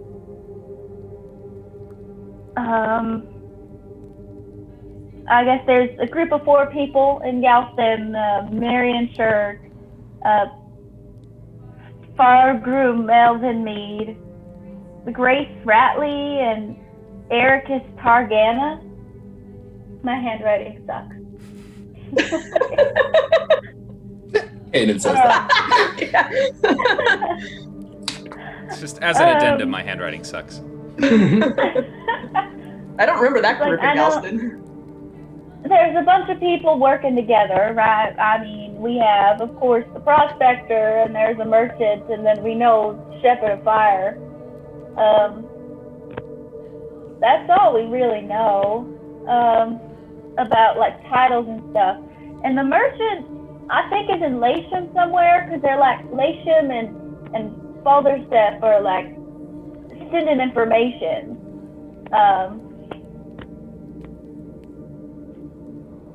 Through some people. It sounds like you It's don't like if really know anything at all. I do, because Tadriel is gosh dang it, I didn't put all of these together.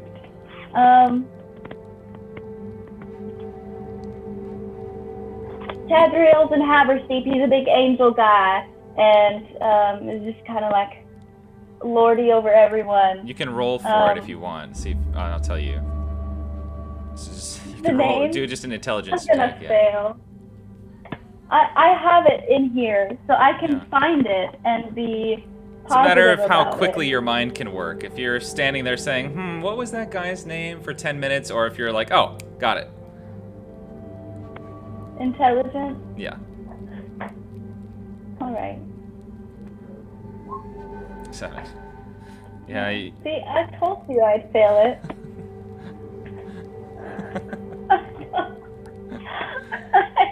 You think for a while, and Kaden, you rattle off a few of these things. And she says, okay, that's all right. That's quite enough. It sounds like you have a very good understanding of the politics of your region. I am impressed. You said the Teiko City. Is that still operational or destroyed? No. It's now known as, I think it's the Teiko Ruins. We explored there recently, actually. So I don't think your contracts are as operational as you may wish.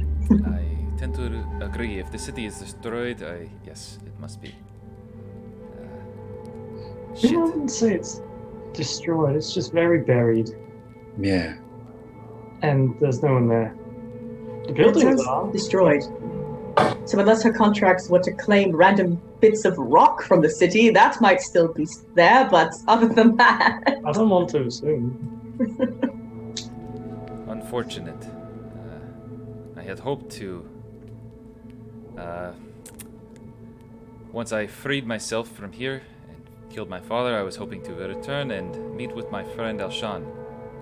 We had some business to conduct.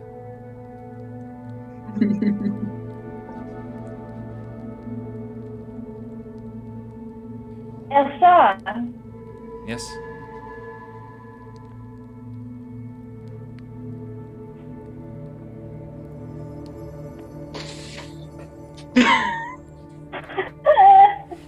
Silence is so loud. I would believe him deceased. I thought so too, but he lived for 200 years in the time that I knew him. Far longer than any human should. He believed himself to have discovered the gift of immortality. He made a deal for his soul. I haven't been able to collect. I'm just curious.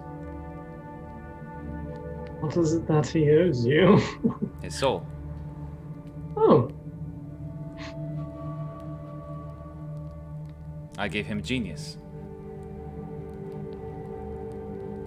tell us that one. Is it that-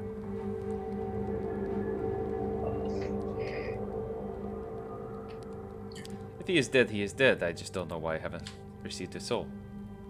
Was Alshon that? He's the one we ran into in Takeo City. And Takeo.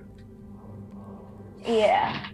In the ruins with all the And the zombies. teeth. There were pictures of him. Yeah. He Okay, was. To be clear, are you all saying this out loud, or is this players talking? Out loud. Yeah, out I was loud. saying this out loud. I think that was the Yeah. session I was gone for, so I have no idea. So I'm not saying anything. Okay, so he was a vampire dude that we ran into in the catacombs, right? Yeah. Yeah. Okay, cool. Just making sure George remembers. His memory's awful. Is that vampire you're gonna deal with? She's like, man, these people really be talking in front of me. Kind of turned to dust. Dust. He was alive of sorts when we found him. Yeah, he was dead and alive. How is someone dead and alive? He seemed to. I don't know. When we found him, he was incredibly gaunt looking, looked starved, and tried to, I think, eat us. I believe he did take a bite out of me. And when we killed him the first time, correct me if I'm wrong, because George has bad memory, but I believe he shattered to dust, and then he appeared in this coffin thing behind his chair. And then I think Kanan stabbed him again, and he fell to dust and was no longer there. So we kind of had to kill him twice. Strange. So you killed Alshan. You're sure? Unless Yeah. maybe his dust went to another coffin. I don't. But yeah. We killed him twice. I can't be sure of anything. Interesting. I mean, Gar, don't you have like a picture? What? Is that who you like drew a picture of? No, That I'm was somewhat thinking of different. something else. That was a different That's friend of someone- ours's. Okay. I don't draw a lot, darling. Well, either way, it seems I have to reach out and see if he's still around. Do you have any of his possessions? It helps me to find him more easily. I have this theater mask. Pull it out. It was there. I assume it was his. She holds her hand out and says, do you mind? No. She takes it and like looks it over for a moment and puts it on over her head and goes, boo! Just kidding. This is just trash. This is just a gimmick. It wasn't actually his. Oh. Can I keep it then? Of course, here.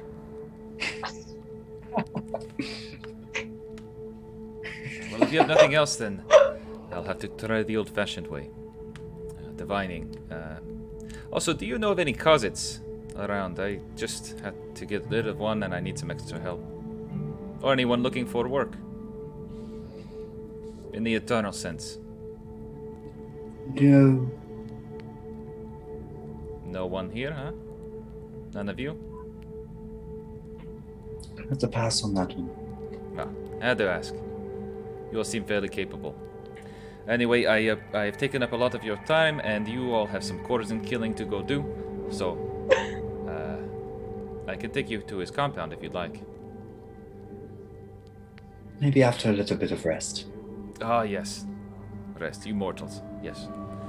Alright, I will take Mortal the bonds things. off of Inayra as long as you can promise that she will not kill me.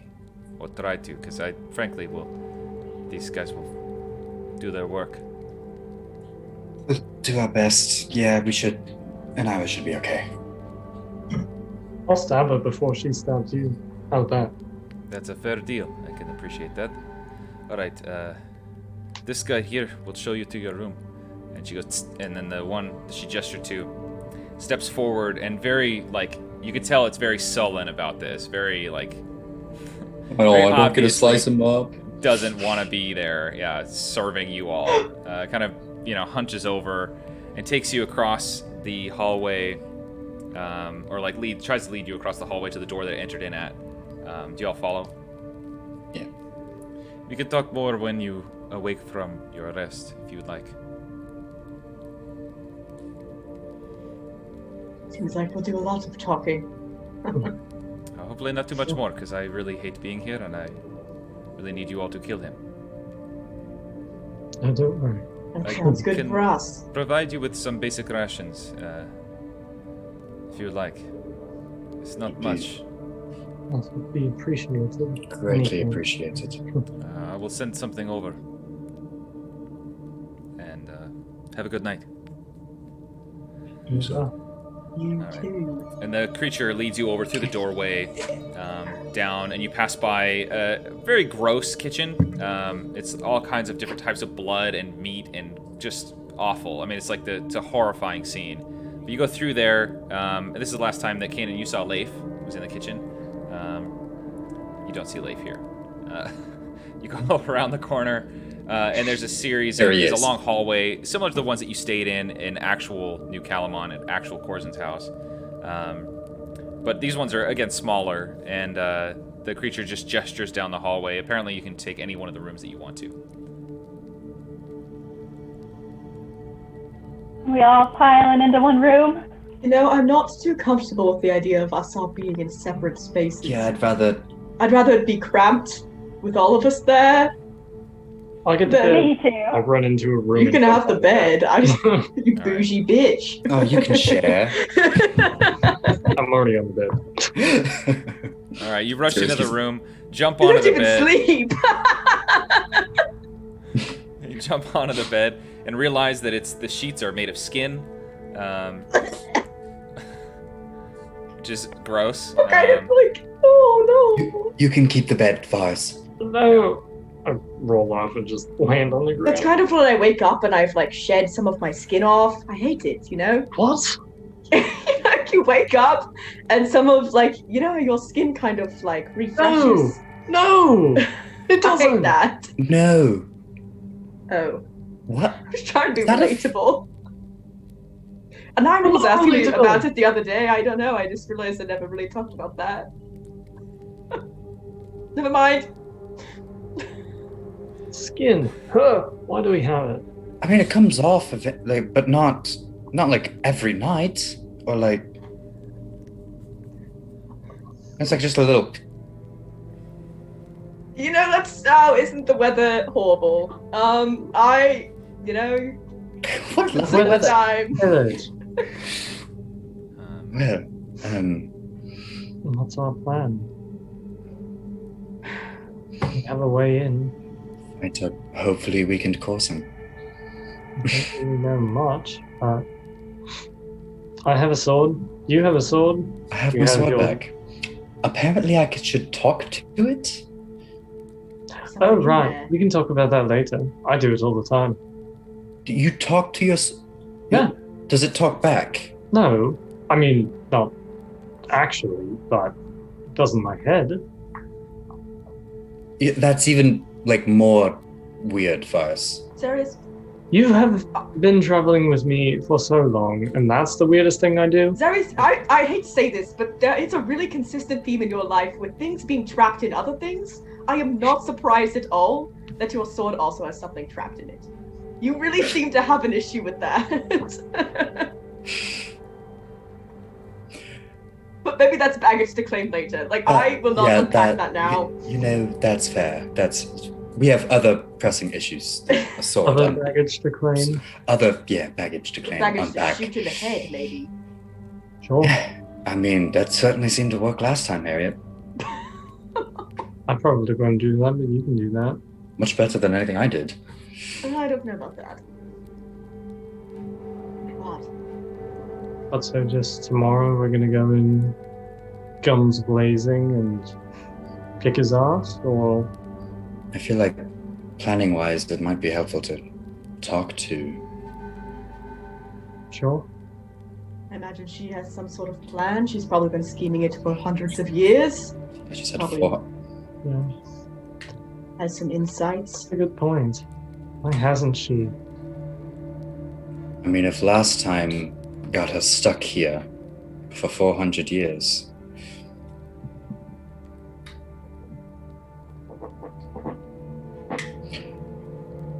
it is rather curious that she killed him and then allowed him the time to recover.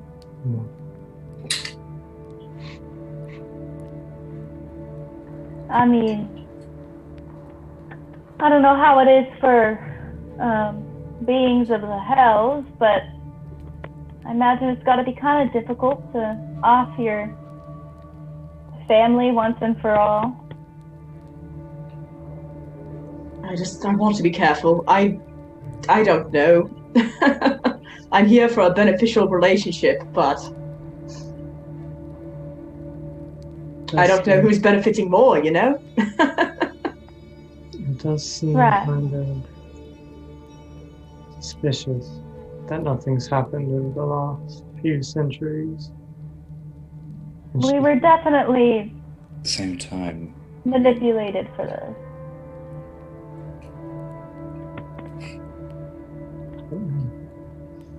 Why act now?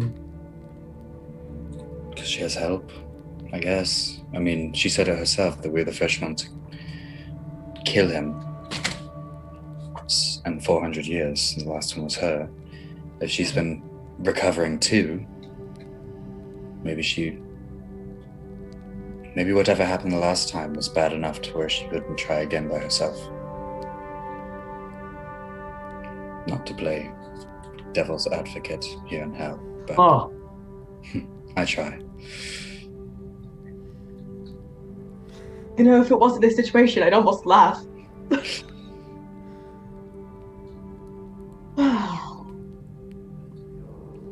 well, Kanan, you mentioned friends earlier. If I tried hard enough, I'm sure I could replicate something. Possibly, I don't know. I haven't tried to. Of the brands, I think that was not a good route. Yeah.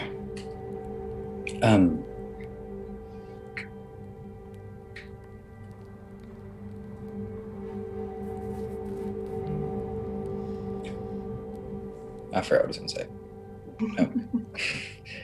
Information-wise, I think it was good to steer clear of using his name.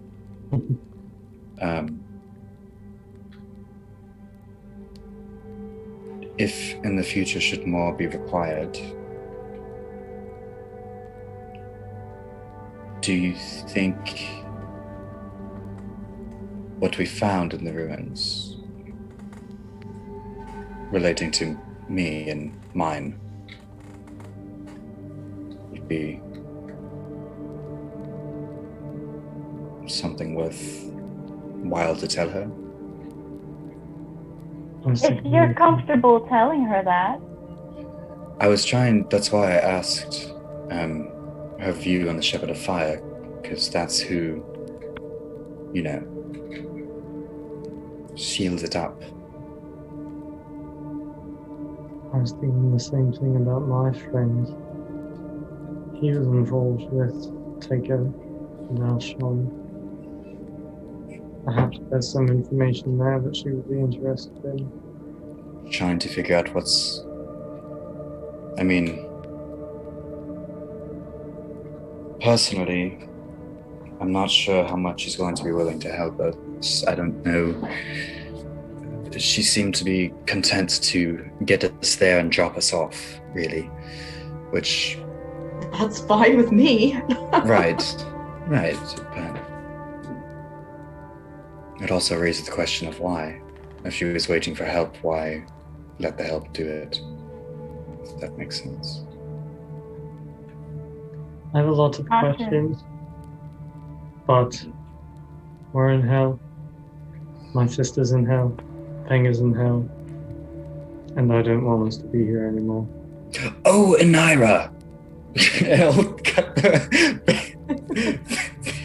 Yeah, the bands were taken by the Bone Devil. okay. Yeah, she's still sleeping. Yeah, he'll place his hand on her and cast Cure Wounds at like 3rd level. Go ahead and roll the healing damage. I don't know if it'll wake her up or not, but she looks hurt. So Yeah. 16. 16. She regains 16 hit points. She does not wake up. Okay. But she does regain the hit points. Okay. So. For now, rest is, I mean, at the very least, what I need.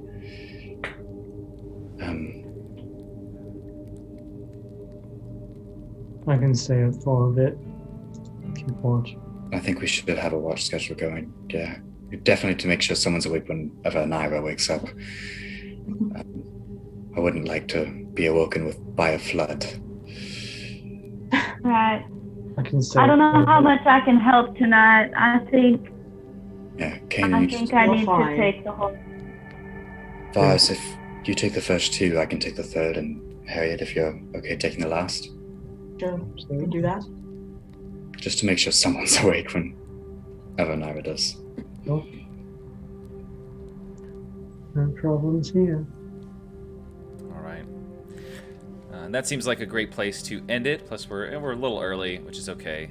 We may end up for the next couple of sessions having it go a little early, just because school and all that. But that was great. It's a great place to stop. I had a blast of a time. I hope everyone had fun. And so, Woo! That was so fun. Yeah. city in hell. That was crazy. Yeah. But with that, we'll call it. Again, I had a blast. I hope everyone had a lot of fun. And to our people watching, thanks for watching. Tune in next time for another exciting episode. Next time on the Vagabonds.